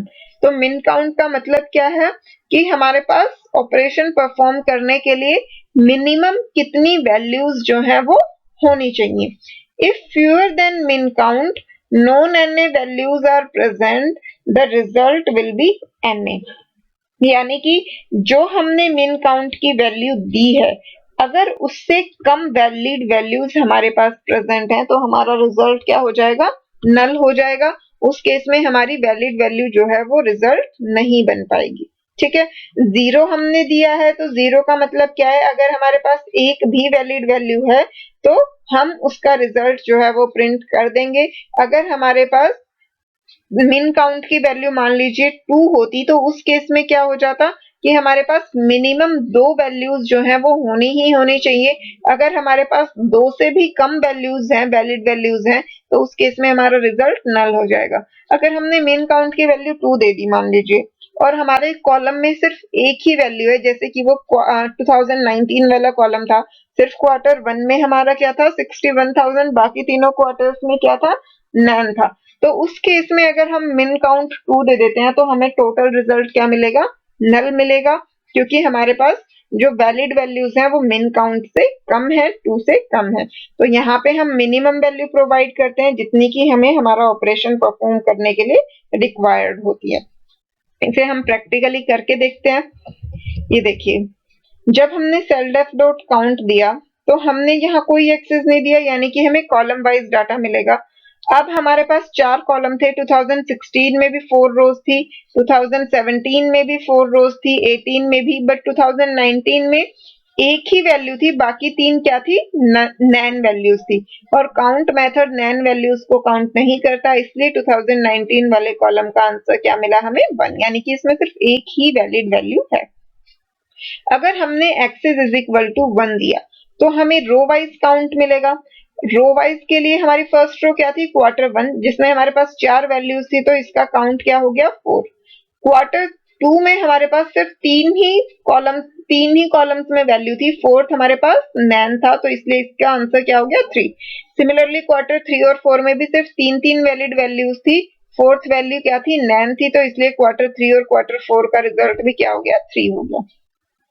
Now some function, हमने सेलडेफ डॉट सम किया तो हमारा क्या हो गया, कॉलम वाइज सम डिस्प्ले हो गया हर कॉलम का, और एक्सेस इज इक्वल टू 1 दे दिया तो रो वाइज जो है वो सम प्रिंट हो गया। अब हमने यहाँ min count skip and numeric only कुछ भी प्रोवाइड नहीं किया है। अगर हम यहाँ min काउंट प्रोवाइड करते तो min काउंट जो है वो कंसीडर होता। अब नेक्स्ट फंक्शन को स्टार्ट करने से पहले हम सम और काउंट को प्रैक्टिकली करके देख लेते हैं। इसमें इतना ज्यादा कुछ है नहीं, तो फटाफट एक बार इसे अप्लाई करके रन करके देख लेते हैं। जब हमने सम फंक्शन अप्लाई किया तो हमारा कॉलम वाइज जो है हर कॉलम का सम प्रिंट हो जाएगा। तो आप यहाँ से देख सकते हैं C1 में 5 + 5 10 + 1 11 हो गया, C2 के लिए 6 + 4 10 हो गया, C3 में 5 + 5 10 + 3 13। तो हर कॉलम का सम जो है वो डिस्प्ले हो गया। यही अगर हम एक्सेस इज इक्वल टू 1 लिख दें तो अब क्या होगा, हर रो का सम जो है प्रिंट हो जाएगा। तो ये देखिए, फर्स्ट रो का सम 8 आ गया, बी का, और ये सी रो का सम यहाँ पे प्रिंट हो गया। अब अगर हम काउंट फंक्शन अप्लाई करें, हमने एक्सेस 1 दिया है तो हर रो की वैल्यू को काउंट करेगा। हर रो में हमारे पास 4 एलिमेंट हैं, तो इसमें क्या रिटर्न कर देगा, हर रो के लिए 4। मान लीजिए मैं फर्स्ट रो में एक नैन वैल्यू ऐड कर देती हूँ, np.nan, ठीक है। अब हमें रिजल्ट क्या मिलेगा, फर्स्ट के लिए रिजल्ट यहाँ पे ये हमने थर्ड रो में ऐड किया है, तो यहाँ पे थर्ड रो के लिए हमें रिजल्ट क्या मिला 3, और बाकी दोनों के लिए क्या मिला 4। अब अगर मैं यहाँ से एक्सेस 1 को हटा देती हूँ तो हमें कॉलम वाइज काउंट मिलेगा। अब फर्स्ट कॉलम में सिर्फ 2 वैल्यू है, क्योंकि थर्ड तो नैन है, और बाकी तीनों कॉलम्स में 3 वैल्यू है। तो इसे रन करके देखते हैं। हमें फर्स्ट कॉलम के लिए रिजल्ट क्या मिला 2, और C2, C3 और C4 के लिए रिजल्ट क्या मिला 3 मिला। अब हम चेक करते हैं min काउंट वाले चीज को, जो हमने सम फंक्शन के अंदर पढ़ी थी, min काउंट। सम, इधर हमारे पास सम के अंदर आर्गुमेंट था min काउंट, और इसकी वैल्यू हम कोई भी इंटीजर वैल्यू प्रोवाइड कर सकते थे। डिफॉल्ट क्या होती थी 0, ठीक है। तो हम यहाँ प्रोवाइड कर देते हैं min count is equal to, मान लीजिए मैं दे देती हूँ 3, ठीक है। अब जब हमने min काउंट 3 प्रोवाइड किया तो इसका हमें आउटपुट क्या मिलेगा, हमारे पास कितने, हमने यहाँ पे एक्सेस प्रोवाइड नहीं किया है, तो हमें हर कॉलम वाइज रिजल्ट मिलेगा, क्योंकि बाय डिफॉल्ट कॉलम के लिए मिलता है। अब यहाँ देखिए C1 के लिए हमें रिजल्ट क्या मिला, नैन क्यों मिला, क्योंकि मैंने min काउंट की वैल्यू क्या दी थी 3, यानी कि मिनिमम 3 वैलिड वैल्यूज होनी चाहिए ऑपरेशन को परफॉर्म करने के लिए। अब फर्स्ट कॉलम में तो 2 ही वैलिड वैल्यूज है, तीसरी तो नैन है, तो क्योंकि दो ही वैलिड वैल्यूज हैं तो ऑपरेशन परफॉर्म नहीं हुआ और रिजल्ट क्या मिल गया, नैन। बाकी तीनों कॉलम्स में तीन तीन वैलिड वैल्यू थी तो इसलिए तीनों का रिजल्ट मिल गया। अब अगर इसे मैं यहाँ पे 2 कर दूं, मिन काउंट 2 यानी कि मिनिमम 2 वैलिड वैल्यूज होनी चाहिए, तो हर कॉलम में 2 वैलिड वैल्यूज तो हैं, तो इस बार हमें क्या मिलेगा, हर कॉलम के लिए जो है वो सम कैलकुलेट होके मिल जाएगा। बट अगर मैं इस 2 को 4 कर दूं, मान लीजिए मुझे मिनिमम 4 वैलिड वैल्यूज चाहिए, तो इस केस में हमें रिजल्ट क्या मिलेगा। हमने इसे रन करके देखा तो हर कॉलम का रिजल्ट क्या आ गया, नैन आ गया। नैन क्यों आया, क्योंकि हमारे पास तो हर कॉलम में मैक्सिमम 3 वैल्यूज ही हैं। फर्स्ट कॉलम में 2 वैल्यूज हैं, सेकंड में 3, थर्ड में 3, फोर्थ में भी 3 वैल्यूज हैं, बट हमें मिनिमम वैलिड वैल्यूज कितनी चाहिए, 4, जो कि कोई भी कॉलम इस कंडीशन को क्वालिफाई नहीं कर रहा, तो हर कॉलम का रिजल्ट हमें क्या मिल गया, यहाँ से नैन मिल गया, क्योंकि हमारे पास मिन काउंट की वैल्यू क्या थी, 4 थी। ठीक है, तो अब हम स्टार्ट करते हैं हमारे next function. I hope count और सम फंक्शन के सारे आर्गुमेंट सबको समझ आ गए होंगे, फिर भी किसी को कुछ भी डाउट है तो आप अपने डाउट्स कमेंट करके पूछ सकते हैं। Now our next function is quantile and var function. Var function use होता है वेरिएंस कैलकुलेट करने के लिए। क्वांटाइल फंक्शन जो है वो आई थिंक सब स्टूडेंट के लिए नया भी होगा और थोड़ा सा समझने में डिफिकल्ट भी होता है। हालांकि पाइथन में कुछ डिफिकल्ट नहीं है, पाइथन में तो सिर्फ फंक्शन का नाम लगाना है, बट हमें ये भी पता होना चाहिए कि वो फंक्शन क्या कर रहा है। अभी तक हमने जितने फंक्शंस पढ़े हमारे लिए सारे फैमिलियर थे, हमें सबके बारे में पता था कि कौन सा फंक्शन जो है वो कौन सा एक्शन परफॉर्म करेगा। बट क्वांटाइल के बारे में आई थिंक मोस्टली स्टूडेंट ऐसे होंगे जिन्हें नहीं पता होगा कि क्वांटाइल क्या काम करता है। तो पहले हम थोड़ा सा डिस्कस करेंगे कि क्वांटाइल जो है वो क्या परफॉर्म करेगा। The quantile function return the value at the given quantile over requested access। तो ये तो हो गई फंक्शन की बात कि क्वांटाइल फंक्शन क्या करता है, वो हमें रिक्वेस्टेड एक्सेस, यानी कि अगर हमने एक्सेस 1 दिया है तो एक्सेस 1 का क्वांटाइल रिटर्न करेगा और 0 दिया है तो एक्सेस 0 का क्वांटाइल रिटर्न करेगा। कौन सा क्वांटाइल रिटर्न करेगा, जो कि हमने पूछा होगा। ठीक है, गिवन क्वांटाइल। अब क्वांटाइल जो है वो 0 से 1 के बीच में लाई करता है, जैसे कि हम 0.2 क्वांटाइल पूछ रहे हैं, 0.4 पूछ रहे हैं, 0.25 क्वांटाइल पूछ रहे हैं, इस तरीके से। ठीक है, बट उससे पहले आपको पता होना चाहिए कि ये होता क्या है। Quantile is statistical concept which you must have read before, कि आपने पहले पढ़ा होगा, बट आई नो कि क्वांटाइल के बारे में आई थिंक ज्यादातर स्टूडेंट्स ऐसे होंगे जिन्होंने नहीं पढ़ा होगा। Please note that this is not a statistic book and we cannot explain quantile in detail here। तो ये क्योंकि ये हमारी आईपी की बुक है, सुमिता अरोड़ा बुक है, ये कोई मैथ्स की बुक या स्टैटिस्टिक की बुक्स नहीं है, तो इसलिए यहाँ पे क्वांटाइल वाले टॉपिक को ज्यादा डिटेल में डिस्कस नहीं किया गया है। यहाँ आपको ब्रीफ में सिर्फ उतना बताया गया है जितना पाइथन के लिए आपको रिक्वायर्ड है, यानी कि आपको बेसिक नॉलेज दे दी गई है कि क्वांटाइल होता क्या है, बट उससे ज्यादा डिटेल में यहाँ पर एक्सप्लेन नहीं किया गया है। तो चलिए समझते हैं कि क्वांटाइल होता क्या है। ठीक है, quantiles are points in a distribution that relate to the rank order of values in that distribution। इसका मतलब क्या है, क्वांटाइल्स हमारे वो पॉइंट्स होते हैं किसी भी डिस्ट्रीब्यूशन में जो क्या करते हैं, relate to the rank order of values, जो वैल्यूज के रैंक ऑर्डर से रिलेटेड होते हैं उस डिस्ट्रीब्यूशन की। लाइक अगर हमारे पास मान लीजिए 100 वैल्यूज है, ठीक है अब मैंने आपको बताया कि क्वांटाइल की वैल्यू 0 से 1 के बीच में होती है।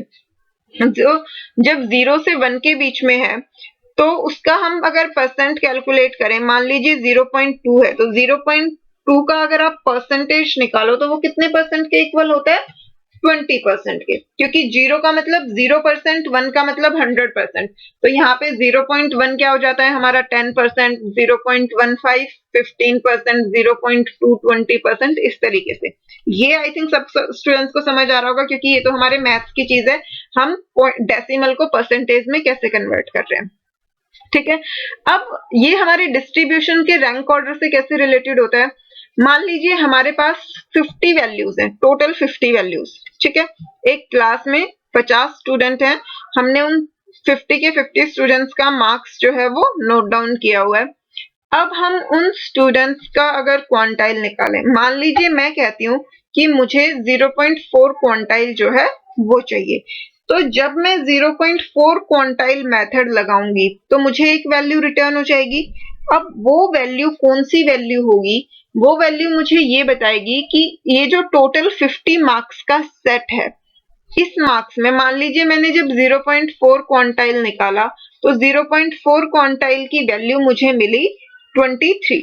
ठीक है, 23 वैल्यू जब मुझे मिली तो उसका मतलब क्या है कि जो 50 स्टूडेंट्स हैं उन 50 स्टूडेंट्स में से 40 स्टूडेंट्स के मार्क्स 23 से कम है और 60 स्टूडेंट्स के मार्क्स जो 60% स्टूडेंट्स के मार्क्स जो हैं वो 23 से ज्यादा है। ठीक है, आई होप ये चीज सबको समझ आ गई होगी। अगर नहीं आई है तो भी मैं एक बार दोबारा से आपके लिए रिपीट कर देती हूँ। हमारे पास 50 स्टूडेंट्स के मार्क्स जो हैं वो स्टोर्ड हैं। उन मार्क्स का, उन 50 वैल्यूज का मैंने 0.4 क्वांटाइल अगर निकाला मान लीजिए, और जस्ट सपोज कि मुझे रिजल्ट मिला 23 कि यानी कि मेरा जो डाटा सेट है उसका 0.4 क्वांटाइल क्या है 23। तो 0.4 क्वांटाइल का मतलब क्या है 40%। तो यानी कि 40% वैल्यूज 23 से कम है और बाकी वैल्यूज जो है वो 23 से ज्यादा है। तो बाकी कितनी वैल्यूज बची 60%, क्योंकि 40% तो 23 से कम है तो बची 60%, यानी कि 60% जो है वो 23 से ज्यादा है। एक बार बुक से रीडिंग ले लेते हैं, ये आपको और ज्यादा क्लियर हो जाएगा। The quantile of a value is the fraction of observation less than or equal to value। यानी कि क्वांटाइल की जो वैल्यू होती है वो क्या बताती है कि उतने फ्रैक्शन ऑफ ऑब्जर्वेशन जो है वो लेस देन और इक्वल टू है उस वैल्यू से। यानी कि मान लीजिए 0.4 क्वांटाइल जो है वो हमें 23 मिला, तो वो क्या बता रहा है कि 40% ऑब्जर्वेशन जो है वो 23 से लेस और इक्वल है। The quantile of the median is 0.5। तो 0.5 का मतलब क्या है कि हम क्या कैलकुलेट कर रहे हैं मिडिल पार्ट। तो जो मीडियन होती है वो भी डाटा सेट को दो पार्ट में डिवाइड कर देती है। 50% मीडियन से कम होते हैं, 50% मीडियन से ज्यादा होते हैं। 0.5 क्वांटाइल का मतलब भी क्या है 50%। तो जो हमारी मीडियन होती है वो हमारी कौन सा क्वांटाइल होती है 0.5 क्वांटाइल होती है। ठीक है, The 0.25 quantile, also known as 25 percentile। अब मैंने आपको बताया ही था कि हम उसे परसेंटेज में कैलकुलेट कैसे करते हैं, ये तो हमारे मैथ्स की चीज है। अगर आप 0.25 का परसेंट निकालोगे तो 0.25 25% के इक्वल होता है। ठीक है, तो इसे हम 25 परसेंटाइल भी कहते हैं। यहाँ पे आपको लिखा भी हुआ है percentiles are just quantiles multiplied by 100। यानी कि जो भी आपका क्वांटाइल है उसे 100 से मल्टीप्लाई कर देते हैं तो हमें परसेंटाइल मिल जाता है। जैसे कि 0.5 को जब 100 से मल्टीप्लाई करोगे तो क्या मिला 50 and the 0.75। So the 0.25 quantile and the 0.75 are known as quartile। अब ये हम क्वार्टाइल क्यों होते हैं? The difference between them is in the interquantile range, और इन दोनों के बीच का डिफरेंस जो है वो इंटरक्वार्टाइल रेंज में आता है। बट ऐसा होता क्यों है? क्योंकि ये दोनों क्वांटाइल जो है वो हमारे डाटा को 4 पार्ट्स में डिवाइड करते हैं। अब हमारे टोटल का 1/4 कितना होता है? अगर मान लीजिए आपके पास 100 है तो 100 का 1/4 क्या होगा 25 होगा। ठीक है, अब अगर आप 1/4 करो तो हमारे पास 4 पार्ट हो जाते हैं, 25, 25 से 50, 50 से 75 और 75 से 100। ये आप इस ग्राफ से भी देख सकते हो। ये 0 से लेके 25 तक फर्स्ट क्वार्टाइल, 25 से 50 तक सेकंड क्वार्टाइल, 50 से 75 तक थर्ड क्वार्टाइल और 75 से 100 तक फोर्थ क्वार्टाइल। ठीक है, तो 3 वैल्यूज होती हैं 0.25, 0.5, 0.75। अब 0.5 का तो हमें ऑलरेडी पता है कि वो मीडियन है, वो दो इक्वल पार्ट्स में डिवाइड कर रही है। लेकिन उन दो इक्वल पार्ट्स को भी आगे फर्दर इक्वल में कौन डिवाइड करता है 0.25 और 0.75। तो ये हमारे क्या बन जाते हैं क्वार्टाइल्स बन जाते हैं। The 0.4 quantile is basically saying that 40%, आपको पता ही है 0.4 किसके इक्वल हो जाएगा 40% के, is basically saying that 40% of the observation in your data set is below a given line। यानी कि जब हम 0.4 क्वांटाइल निकालेंगे तो जो भी हमें रिजल्ट मिलेगा हमारे डाटा का 40% जो है वो उस रिजल्ट से नीचे होगा और 60% जो है वो उस रिजल्ट से ऊपर होगा। On the other hand, 40 quantile is also stating that 60% remaining above the line you set। यानी कि जब हमने 0.4 निकाला है तो उसका एक मतलब तो ये है कि 40% डाटा जो है वो हमारे रिजल्ट से नीचे है, बट हम उसे दूसरी लैंग्वेज में और क्या कह सकते हैं कि हमारे डाटा का 60% जो है वो इस रिजल्ट से ऊपर है, क्योंकि जब 40% उस रिजल्ट से कम है तो ऑब्वियस सी बात है 60% जो है वो उस रिजल्ट से ज्यादा हो जाएगा। For example think of a population data set. मान लीजिए हमने किसी सिटी की पॉपुलेशन जो है वो स्टोर की हुई है। Where we are calculating about age, यानी कि पॉपुलेशन जो है हमने पूरी पॉपुलेशन की एज स्टोर की हुई है, जो भी उस सिटी के लोगों की एज है, हर इंसान की हमने एज जो है वो नोट डाउन कर ली। Your quantile could be 20 years old. मान लीजिए मेरा क्वांटाइल क्या आ गया, 20 years आ गया, तो यानी कि मेरा 0.4 क्वांटाइल अब 20 years आ गया। इसका मतलब क्या है कि सिटी के 40% लोग जो हैं वो या तो 20 साल के हैं या 20 साल से कम हैं, और बाकी बचे हुए लोग यानी कि जो 60% लोग बच गए वो 20 साल से ज्यादा के हैं। In this case, you know that 40% of the people are 20 or younger and 60% are 20 or older। ठीक है, तो आई होप यहाँ से क्वांटाइल का बेसिक आइडिया जो है वो सबको मिल गया होगा कि क्वांटाइल जो है वो क्या होते हैं। अब यहाँ पर ये आपको बताया गया है कि 2 क्वांटाइल जो होता है उसे हम मीडियन भी कहते हैं, क्योंकि जो हमारे डाटा सेट को 2 इक्वल पार्ट्स में डिवाइड करे उसे हम क्या कह देते हैं, मीडियन। जो हमारे डाटा सेट को 3 इक्वल पार्ट्स में डिवाइड करे तो वो क्या हो जाता है, 3 क्वांटाइल, और उसे हम टर्टाइल्स या फिर टर्साइल्स भी कह देते हैं। और जो हमारे डाटा सेट को 4 इक्वल पार्ट्स में डिवाइड करे वो हो जाता है 4 क्वांटाइल, और या फिर हम उसे और क्या कह देते हैं, क्वार्टाइल, और उसे हम किससे रिप्रेजेंट करते हैं, क्यू से। टर्टाइल्स को हम टी से रिप्रेजेंट करते हैं। ठीक है, जब हम Q3 माइनस Q1 निकालते हैं यानी कि 0.75 क्वांटाइल माइनस 0.25 क्वांटाइल जब हम करते हैं तो हमें जो रेंज मिलती है, यानी कि इस वाले में से, ये Q3 में से जब हम Q1 को माइनस करते हैं तब हमें ये वाली जो रेंज मिलती है इसे हम क्या बोलते हैं, इंटर क्वांटाइल रेंज। ठीक है, तो आई होप ये चीज सबको समझ आ गई होगी। अब आ जाते हैं पाइथन पे कि पाइथन में क्वांटाइल कैसे कैलकुलेट करना है। अब यहाँ पे हमने पढ़ा, अभी तक हम पढ़ते आ रहे हैं कि जैसे ये 0.4 क्वांटाइल निकाला, हमें मान लीजिए रिजल्ट 20 मिला, तो एक तो मैथ में फॉर्मूलाज होते हैं कि 0.4 क्वांटाइल कैसे निकालेंगे, 0.3 क्वांटाइल कैसे निकालना है, 0.75, बट पाइथन में हमें कोई फॉर्मूला सीखने की तो जरूरत है नहीं, हमें सिर्फ और सिर्फ क्या करना है, मेथड अप्लाई करना है। डाटा फ्रेम का नाम डॉट क्वांटाइल, ठीक है, और उसके साथ हम क्या देंगे, जोन सा क्वांटाइल हमें कैलकुलेट करना है उसकी वैल्यू। ठीक है, तो हम यहाँ पे Q इज इक्वल टू करके क्वांटाइल की वैल्यू प्रोवाइड कर देंगे। एक्सिस अगर हमने 0 दिया तो कॉलम वाइज क्वांटाइल कैलकुलेट होगा, अगर हमने 1 दिया तो रो वाइज क्वांटाइल कैलकुलेट होगा। न्यूमेरिक ओनली, अगेन वही ट्रू या फॉल्स होता है। अगर ट्रू दिया तो सिर्फ न्यूमेरिक कॉलम्स कंसीडर होंगे, अदरवाइज सारे कॉलम्स को वो कंसीडर करेगा।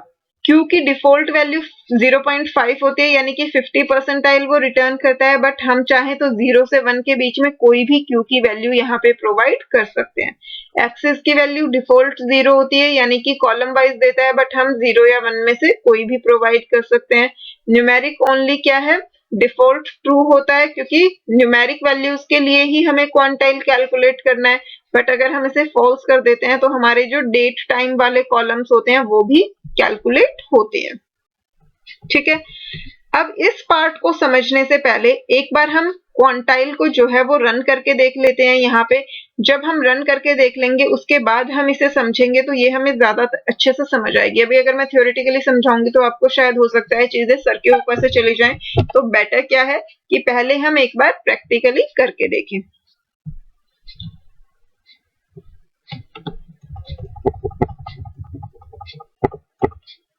अब यहाँ पे हमें डाटा फ्रेम पे क्या लगाना है, क्वांटाइल मेथड। अब इसमें हमें आर्गुमेंट की वैल्यू क्या देनी है, मान लीजिए Q की वैल्यू मैं दे देती हूँ 0.25, ठीक है। ये मैंने यहाँ पे क्वांटाइल की वैल्यू दे दी। अब यहाँ मैंने कोई एक्सेस प्रोवाइड नहीं किया, तो बाय डिफॉल्ट क्या होगा, हर कॉलम का क्वांटाइल जो है वो कैलकुलेट होगा।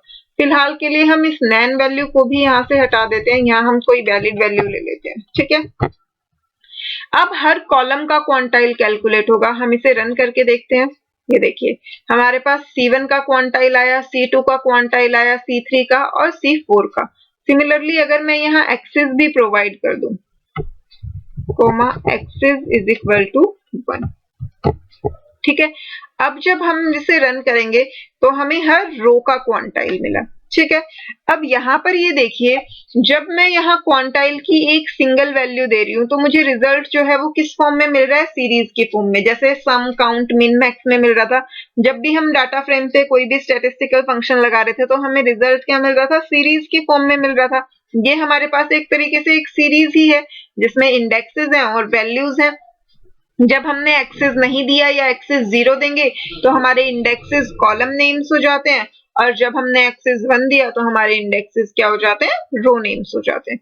बट मान लीजिए यहाँ पे मेरे पास एक और फंक्शनैलिटी होती है कि क्वांटाइल में अगर मान लीजिए मुझे अलग अलग क्वांटाइल्स निकालने हैं, मान लीजिए मुझे यहाँ पे 3 क्वांटाइल निकालने हैं, 0.25 निकालना है, मुझे 0.5 भी निकालना है और मुझे 0.75 क्वांटाइल भी निकालना है। मुझे ये तीनों क्वांटाइल कैलकुलेट करने हैं। तो पाइथन हमें ये फंक्शनैलिटी देता है कि मैं इन तीनों क्वांटाइल को जब यहाँ लिस्ट के फॉर्म में दे दूंगी तो ये तीनों क्वांटाइल्स जो हैं वो आपस में कैलकुलेट हो जाएंगे। तो जब हम इसे रन करके देखेंगे तो इस बार हमें डाटा फ्रेम के तीनों क्वांटाइल्स मिलेंगे। ये हमें 0.25 क्वांटाइल मिला, ये हमें 0.50 क्वांटाइल मिला और ये हमें 0.75 क्वांटाइल मिला।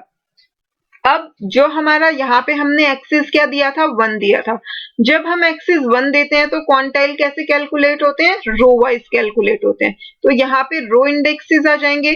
तो फर्स्ट रो के लिए हमारे पास तीनों क्वांटाइल आई। फर्स्ट रो के लिए 0.25 क्वांटाइल की वैल्यू, देन फर्स्ट रो के लिए 0.5 क्वांटाइल की value and then first row के लिए 0.75 क्वांटाइल की वैल्यू। सिमिलरली सेकंड जो रो थी यानी कि बी इंडेक्स वाली जो रो थी उसके लिए तीनों क्वांटाइल्स की वैल्यू आई, और सिमिलरली सी वाला जो कॉलम था उसके लिए तीनों क्वांटाइल्स की वैल्यू यहाँ पे डिस्प्ले हो गई। तो यहाँ पे हमारा जो आउटपुट आया वो किस फॉर्मेट में आया है, डाटा फ्रेम के फॉर्मेट में आया है। और उस डाटा फ्रेम में जो कॉलम के इंडेक्सेस हैं वो हमारे रिक्वेस्टेड इंडेक्सेस हैं, यानी कि अगर हमने यहाँ एक्सेस 1 दिया तो हमारे पास रो के इंडेक्सेस आए। अगर यहीं पे अगर हम यहाँ पे एक्सेस 0 दे देते या फिर मैं ये एक्सेस प्रोवाइड ही ना करूं तो हमारे पास जो एक्सेस होंगे वो किसके आएंगे, कॉलम्स के आएंगे। इसे जब हमने रन किया तो यहाँ पर देखिए हमारे पास ये एक्सेस कौन से आए, कॉलम वाले। पहले ये कौन से थे, रो वाले इंडेक्सेस थे। तो जो हमारा रिजल्ट होगा, रिजल्ट में कॉलम के इंडेक्सेस जो होंगे वो रिक्वेस्टेड इंडेक्सेस होंगे और रो वाले इंडेक्सेस जो होंगे वो हमारे क्वांटाइल्स के नंबर होंगे कि हमने कौन सा क्वांटाइल कैलकुलेट किया है। अब हम इसे बुक से देखते हैं। बुक में जो हमें ये थ्योरेटिकल पार्ट दिया हुआ है इससे हमें वही समझा रहा है। If Q is an array, यानी कि अगर हमने Q की वैल्यू किसी एरे की फॉर्म में दी है, इधर लिस्ट, सीरीज, टपल जो भी है, अगर वो एक सीक्वेंस है then a data frame will be return. तो हमें जो रिटर्न होगा रिजल्ट में वो क्या होगा, एक डाटा फ्रेम होगा, जो कि हमने अभी अभी यहाँ से देखा है कि जब ये Q की वैल्यू यहाँ पे हमने मल्टीपल वैल्यूज दी, एरे की फॉर्म में दिया, तो हमारा जो रिजल्टेंट था वो एक डाटा फ्रेम था। और वही चीज वो यहाँ पे बोल रहा है कि अगर Q जो है वो एक एरे होगा then a data frame will be return where the index is Q। Index हमें पता है कि जो रो के इंडेक्सेस होते हैं उसे हम इंडेक्स कहते हैं। तो इंडेक्स पे किसकी वैल्यूज होंगी, जो हमने Q एरे दिया है उसकी वैल्यूज होंगी, जो कि हमने यहाँ देखा हमारे पास ये इंडेक्सेस थे तो इंडेक्स में किसकी वैल्यू आई, Q वाली वैल्यूज हमारी यहाँ पे आई हैं। The columns are the columns of self, यानी कि कॉलम्स कौन से होंगे, जो हमारे एक्चुअल डाटा फ्रेम के कॉलम्स होंगे वो। बट अगर हमने एक्सेस 1 दिया है तो जो एक्चुअल डाटा फ्रेम की रोज होंगी वो आएंगी। And the values are the quantiles, और जो डाटा फ्रेम में वैल्यूज होंगी वो क्या होंगी, जो कैलकुलेट होने के बाद हमें रिजल्ट मिला है वो। If Q is a float, अगर Q की कोई हमने सिंगल वैल्यू प्रोवाइड की है, a series will be return, तो उस केस में क्या होगा, उस केस में हमें एक सीरीज रिटर्न होगी, यानी कि हमें सिर्फ सिंगल वैल्यूज जो है वो कॉलम वाइज या रो वाइज रिटर्न हो जाएंगी, where the index is the columns of self and the values are the quantile, यानी कि जो इंडेक्स होगा वो क्या होगा, डाटा फ्रेम के ही रो या कॉलम्स होंगे और वैल्यूज जो है वो रिजल्ट हो जाएगा। यहाँ पे आप इसे देख सकते हैं, ये हमें एग्जाम्पल में स्नैपशॉट्स लगा के दी हुई है आउटपुट की। यहाँ पे हमने सेलडेफ डाटा फ्रेम पे क्वांटाइल मेथड लगाया और क्यू की वैल्यूज हमने क्या क्या दी हैं, 0.25 परसेंटाइल, 0.5, 0.75 और 1। बट यहाँ हमने कोई एक्सेस नहीं दिया है, यानी कि कॉलम्स पे अप्लाई होगी, तो कॉलम्स के इंडेक्सेस हमारे पास यहाँ क्या आ गए, 2016, 17, 18 और 19, क्योंकि डाटा फ्रेम के हर कॉलम का हम क्वांटाइल कैलकुलेट कर रहे हैं, और हर कॉलम का जब हम क्वांटाइल कैलकुलेट कर रहे हैं तो यहाँ पे क्वांटाइल की वैल्यू क्या हो गई, 2.5, 0.5, 0.75 और 1 हो गई।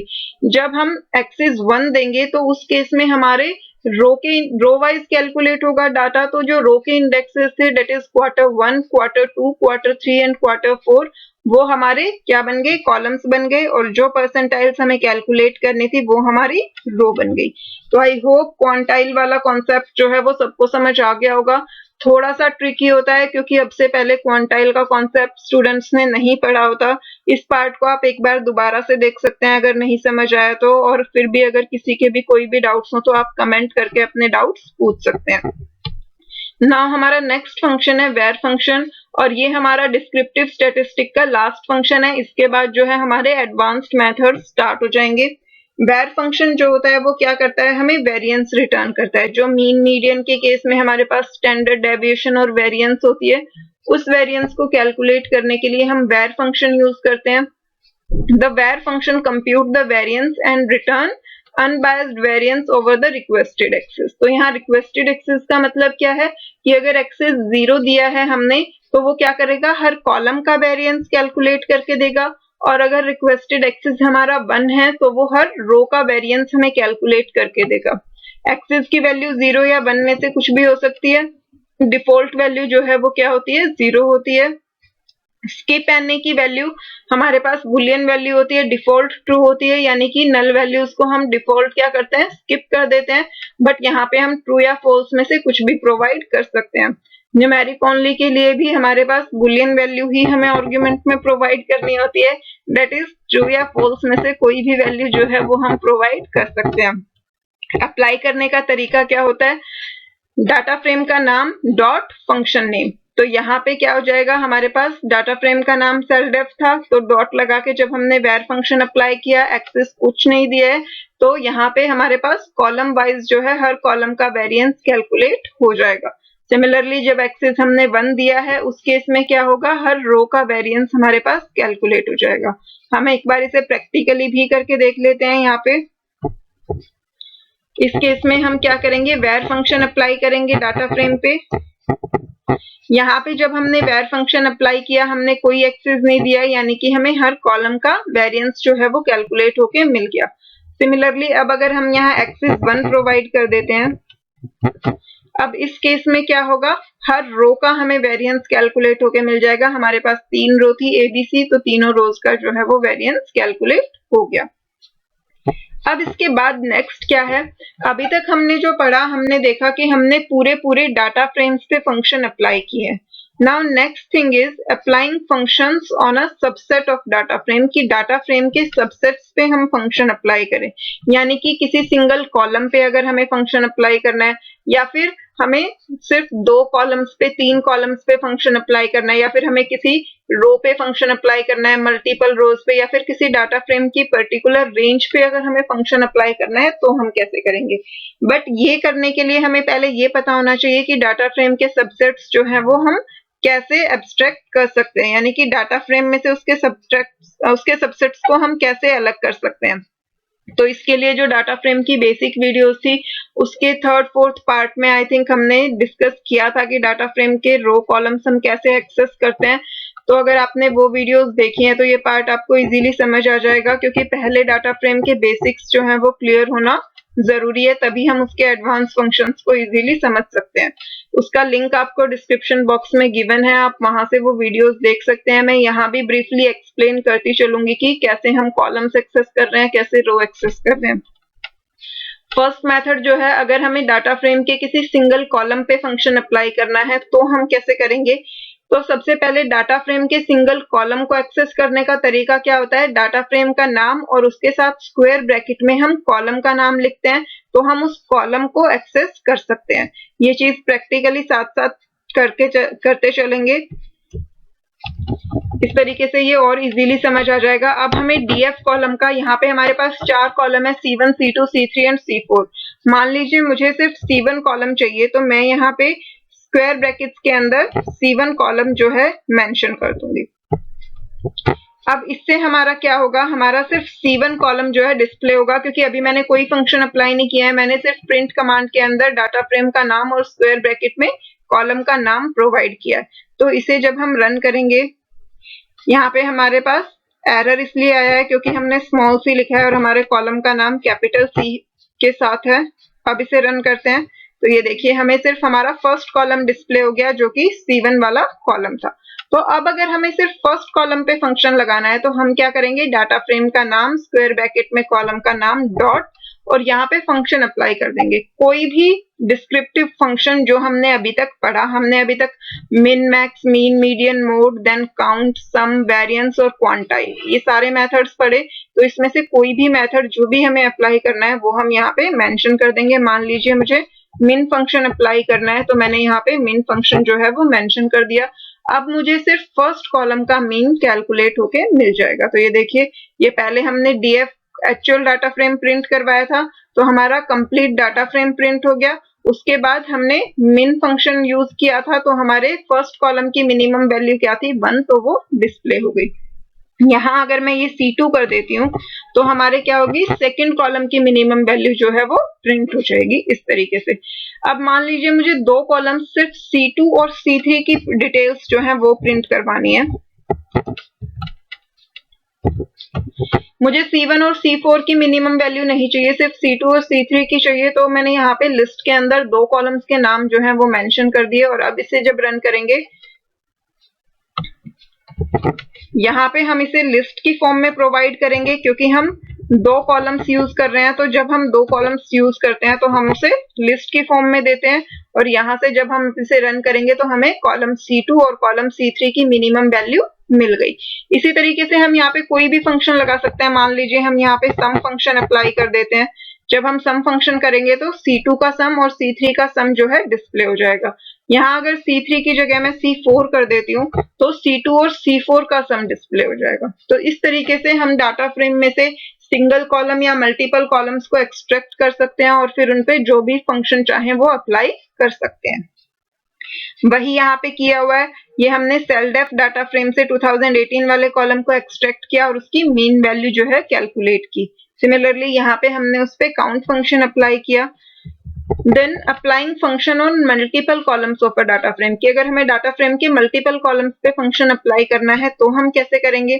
तो उसके लिए हमें क्या करना है, लिस्ट की फॉर्म में कॉलम्स के नाम जो है वो प्रोवाइड करना है। यहाँ पे डबल स्क्वायर ब्रैकेट यूज करेंगे, क्योंकि फर्स्ट स्क्वायर ब्रैकेट किस लिए यूज होती है, कॉलम का नाम लिखने के लिए।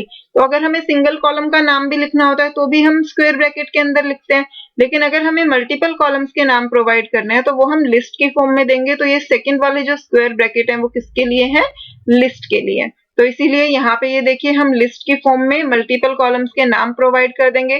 तो जिन जिन कॉलम्स का नाम हमने यहाँ प्रोवाइड किया है उस कॉलम की जो है वो वैल्यू हमें डिस्प्ले हो जाएगी। ये हमने ऑलरेडी करके देख ही लिया। अब नेक्स्ट पार्ट जो है applying function on a row of a data frame, यानी कि अगर हमें सिर्फ किसी पर्टिकुलर रो पे फंक्शन अप्लाई करना है तो हम कैसे करेंगे।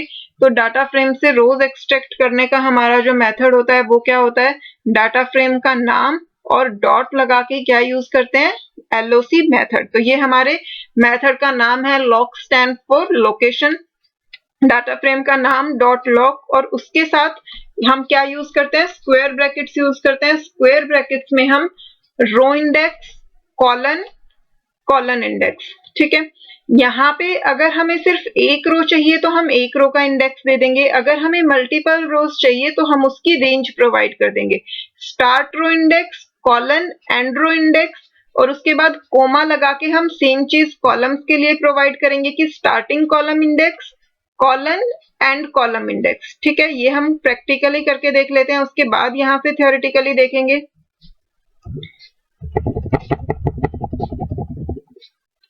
अब हमें डाटा फ्रेम पे क्या करना है, सबसे पहले हमें उसकी रो एक्सट्रैक्ट करनी है।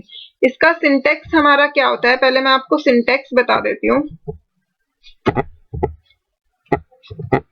यहाँ पे हम प्रोवाइड करते हैं start row, colon end row, comma लगा के हम प्रोवाइड करते हैं स्टार्ट कॉलन, और ये कॉलन लगा के एंड कॉलम। ठीक है, ये हमारा लोकेशन का जो है वो बेसिक सिंटेक्स होता है कि हम यहाँ पे, ये हमने एस जो है इधर, हम स्टार्टिंग रो इंडेक्स देंगे, फिनिशिंग रो इंडेक्स देंगे, और बीच में क्या लगाएंगे, ये कॉलन का साइन लगाएंगे। कोमा लगा के फिर हम कॉलम्स के बारे में सेम चीज करेंगे कि स्टार्टिंग कॉलम देंगे, फिनिशिंग कॉलम देंगे, और उनके बीच में भी हम कॉलन लगाएंगे। यहाँ से अब हम अलग अलग तरीके से कि अगर हमें सिंगल रो चाहिए, मल्टीपल रो चाहिए, सिंगल कॉलम चाहिए, मल्टीपल कॉलम्स चाहिए, या फिर सिर्फ कुछ रो चाहिए और उनके भी पर्टिकुलर कॉलम्स ही चाहिए, वो सारी चीजें हम कर सकते हैं। कैसे कर सकते हैं वो वन बाय वन देखेंगे अब वैल्यूज के साथ। अब यहाँ पे लोकेशन मेथड के अंदर मान लीजिए सबसे पहले मुझे फर्स्ट रो जो है वो एक्सेस करनी है, ए रो जो है, तो मैं क्या करूंगी यहाँ पे, क्योंकि मुझे एक ही रो चाहिए तो मुझे रेंज प्रोवाइड करने की जरूरत नहीं है, मैंने उस रो का नाम यहाँ पे लिख दिया। अब कोमा लगा के मुझे कॉलम्स प्रोवाइड करने हैं, मुझे फर्स्ट रो कंप्लीट चाहिए यानी सारे कॉलम्स चाहिए, तो मैं एम्प्टी कॉलम लगा दूंगी, यानी कि जब मैंने स्टार्टिंग वैल्यू भी नहीं दी, एंडिंग वैल्यू भी नहीं दी, इसका मतलब क्या है कि सारे के सारे स्टार्ट से लेके एंड तक सारे कॉलम सेलेक्ट हो जाएंगे, बट एम्प्टी कॉलम्स आप स्किप नहीं कर सकते, अदरवाइज वो एरर देगा। अब इसके बाद डॉट लगा के मैं कोई भी, पहले मैं आपको सिर्फ इतना डिस्प्ले करके दिखा देती हूँ। जब हम इसे रन करेंगे तो क्या होगा, हमारी सिर्फ फर्स्ट रो ये देखिए डिस्प्ले हो गई, फर्स्ट रो के चारों कॉलम्स डिस्प्ले हो गए। अब अगर मैं इस पे कोई भी फंक्शन लगा देती हूँ, मान लीजिए मैंने इस पे काउंट फंक्शन लगा दिया, count function total values count करेगा, तो ये हमें क्या डिस्प्ले करवाएगा, 4, क्योंकि फर्स्ट रो में कितनी वैल्यूज हैं, 4 वैल्यूज हैं, तो इसने क्या डिस्प्ले करवाया हमें, 4। सिमिलरली यहाँ पे मिन मैक्स सम कोई भी फंक्शन हम अप्लाई कर सकते हैं। ठीक है, अब मान लीजिए मुझे ए और बी दो रोज चाहिए, तो मैं यहाँ पे ए से स्टार्ट करके हमें बी तक चाहिए, तो हमने रेंज प्रोवाइड कर दी ए से लेके बी तक। अब जब हम इसे रन करेंगे, यहाँ पे देखिए हमने कॉलम्स अभी भी प्रोवाइड नहीं किए, इसका मतलब क्या है कि ए और बी रो के सारे कॉलम्स। तो इसे जब हम रन करेंगे तो ये देखिए इससे क्या मिला, हमें ए और बी के कॉलम्स का काउंट हमें मिल गया। ठीक है, अब हम नेक्स्ट रन करके देखते हैं। नेक्स्ट अगर हमें कोई पर्टिकुलर कॉलम चाहिए, इस केस में हमें सारी रोज सेलेक्ट करनी है, तो हम क्या करेंगे, रोज के लिए एम्प्टी कॉलम लगा देंगे और जोन सा कॉलम चाहिए उस कॉलम को सिलेक्ट कर लेंगे। मान लीजिए हमें C1 कॉलम चाहिए, स्क्वायर ब्रैकेट्स क्लोज, और इसके बाद हमने फंक्शन क्लोज कर दिया, तो इससे हमारा क्या होगा, सिर्फ C1 वाला कॉलम जो है वो डिस्प्ले हो जाएगा, जो कि हमारे पास ये एक अलग मेथड है। हमने कॉलम को एक्सेस करने का एक मेथड पहले क्या पढ़ा था कि डाटा फ्रेम का नाम, उसके साथ ही स्क्वायर ब्रैकेट में हमने कॉलम नेम लिख दिया था, जो कि इजीएस्ट मेथड होता है। बट हम लोकेशन मेथड की हेल्प से भी कॉलम को इस तरीके से एक्सेस कर सकते हैं। और अब हम इस पे क्या करेंगे, फंक्शन अप्लाई कर देंगे। तो यहाँ पे डॉट लगा के मान लीजिए मैं सम फंक्शन अप्लाई कर देती हूँ, तो ये क्या करेगा, C1 कॉलन का सम जो है वो हमें डिस्प्ले करवा देगा इस तरीके से। तो C1 कॉलन का सम क्या आ गया, 16। आप ये चाहे तो कैलकुलेट कर सकते हैं, 10, 5 और 1 तीनों को ऐड किया तो हमें क्या मिला, 16 मिला। इस तरीके से हम डाटा फ्रेम से उसका सबसेट एक्सट्रैक्ट कर सकते हैं, और फिर उस सब एक्सट्रैक्ट पे हम कोई भी फंक्शन जो है वो अप्लाई कर सकते हैं। वही चीज यहाँ हमें दी हुई है कि अगर हमें सिर्फ कोई पर्टिकुलर रो एक्सेस करनी है तो उस रो का इंडेक्स लिखेंगे, कोमा लगा के यहाँ पे एम्प्टी कॉलन लगा देंगे। तो ये आप देखिए यहाँ पे सिर्फ अगर हमें सेकंड रो चाहिए थी तो सेलडेफ यानी कि डाटा फ्रेम का नाम, डॉट LOC मेथड का नाम, और उसके बाद Q2 वाला इंडेक्स कोमा कॉलन लगा दिया और उस पे हमने मैक्स फंक्शन लगाया तो हमें सेकंड रो की मैक्सिमम वैल्यू मिल गई। सिमिलरली सेकंड रो के कितने एलिमेंट्स हैं वो हमने काउंट कर लिए। अब अगर हमें मल्टीपल रोज चाहिए तो स्टार्ट रो से एंड रो तक हम क्या कर सकते हैं, इस तरीके से रेंज लगा सकते हैं। जो अभी हमने ए से बी तक जब लगाई थी तो हमें हर अलग अलग कॉलम के लिए काउंट मिला था, वही सेम चीज यहाँ पे है। हमने Q2, Q3 और Q4 वाली रो को सिलेक्ट किया तो हमें हर कॉलम के लिए काउंट मिल गया। 2016 में वाले कॉलम में 2 वैल्यू है, 2017 वाले कॉलम में भी 2 वैल्यू, 2018 वाले कॉलम में भी 2 वैल्यूज। 2019 में हमारे पास नैन था क्योंकि 2019 में सिर्फ Q1 में वैल्यू थी, बाकी Q2, Q3, Q4 तीनों में नैन वैल्यूज थी, तो इसलिए यहाँ हमें काउंट क्या मिला, 0 मिला। ठीक है, तो इस तरीके से ये हमारा रन हो जाता है। ये आपको यहाँ पे दिखाया भी हुआ है। Q3 और Q4 हमारी ये वैल्यू थी एक्चुअल डाटा फ्रेम में, तो 2016, 17 और 18 में 2-2 वैल्यूज हैं और 2019 में क्या है, दोनों नैन वैल्यूज हैं, तो इसलिए डिस्प्ले क्या हुआ, 0 हुआ। सिमिलरली अगर हमें मल्टीपल रोज और मल्टीपल कॉलम्स चाहिए तो उसके लिए हम इस तरीके से दे सकते हैं कि स्टार्टिंग रो का इंडेक्स कॉलन लगा के, फिनिशिंग रो का इंडेक्स कोमा, स्टार्टिंग कॉलम और कॉलन लगा के फिनिशिंग कॉलम हमने प्रोवाइड कर दिया, तो इससे मल्टीपल रोज के मल्टीपल कॉलम सिलेक्ट हो जाते हैं। यहाँ पे इसका मतलब क्या है, सिर्फ थर्ड और फोर्थ रो के 2018 और 19 वाला जो कॉलम है उसका रिजल्ट जो है वो डिस्प्ले हो जाए। तो आई होप ये कॉन्सेप्ट जो है वो सबको समझ आ गया होगा, इसमें किसी को भी कोई डाउट नहीं होगा। बट स्टिल अगर किसी भी स्टूडेंट को कोई भी डाउट है तो आप अपने डाउट्स कमेंट करके पूछ सकते हैं। तब तक के लिए आज जो है हमारा डिस्क्रिप्टिव स्टैटिस्टिक वाला पार्ट कंप्लीट हो गया है। इस वीडियो को अच्छे से रिवाइज कीजिए और अगर आपको कॉन्सेप्ट समझ में आया है तो वीडियो को लाइक और कमेंट जरूर कीजिए।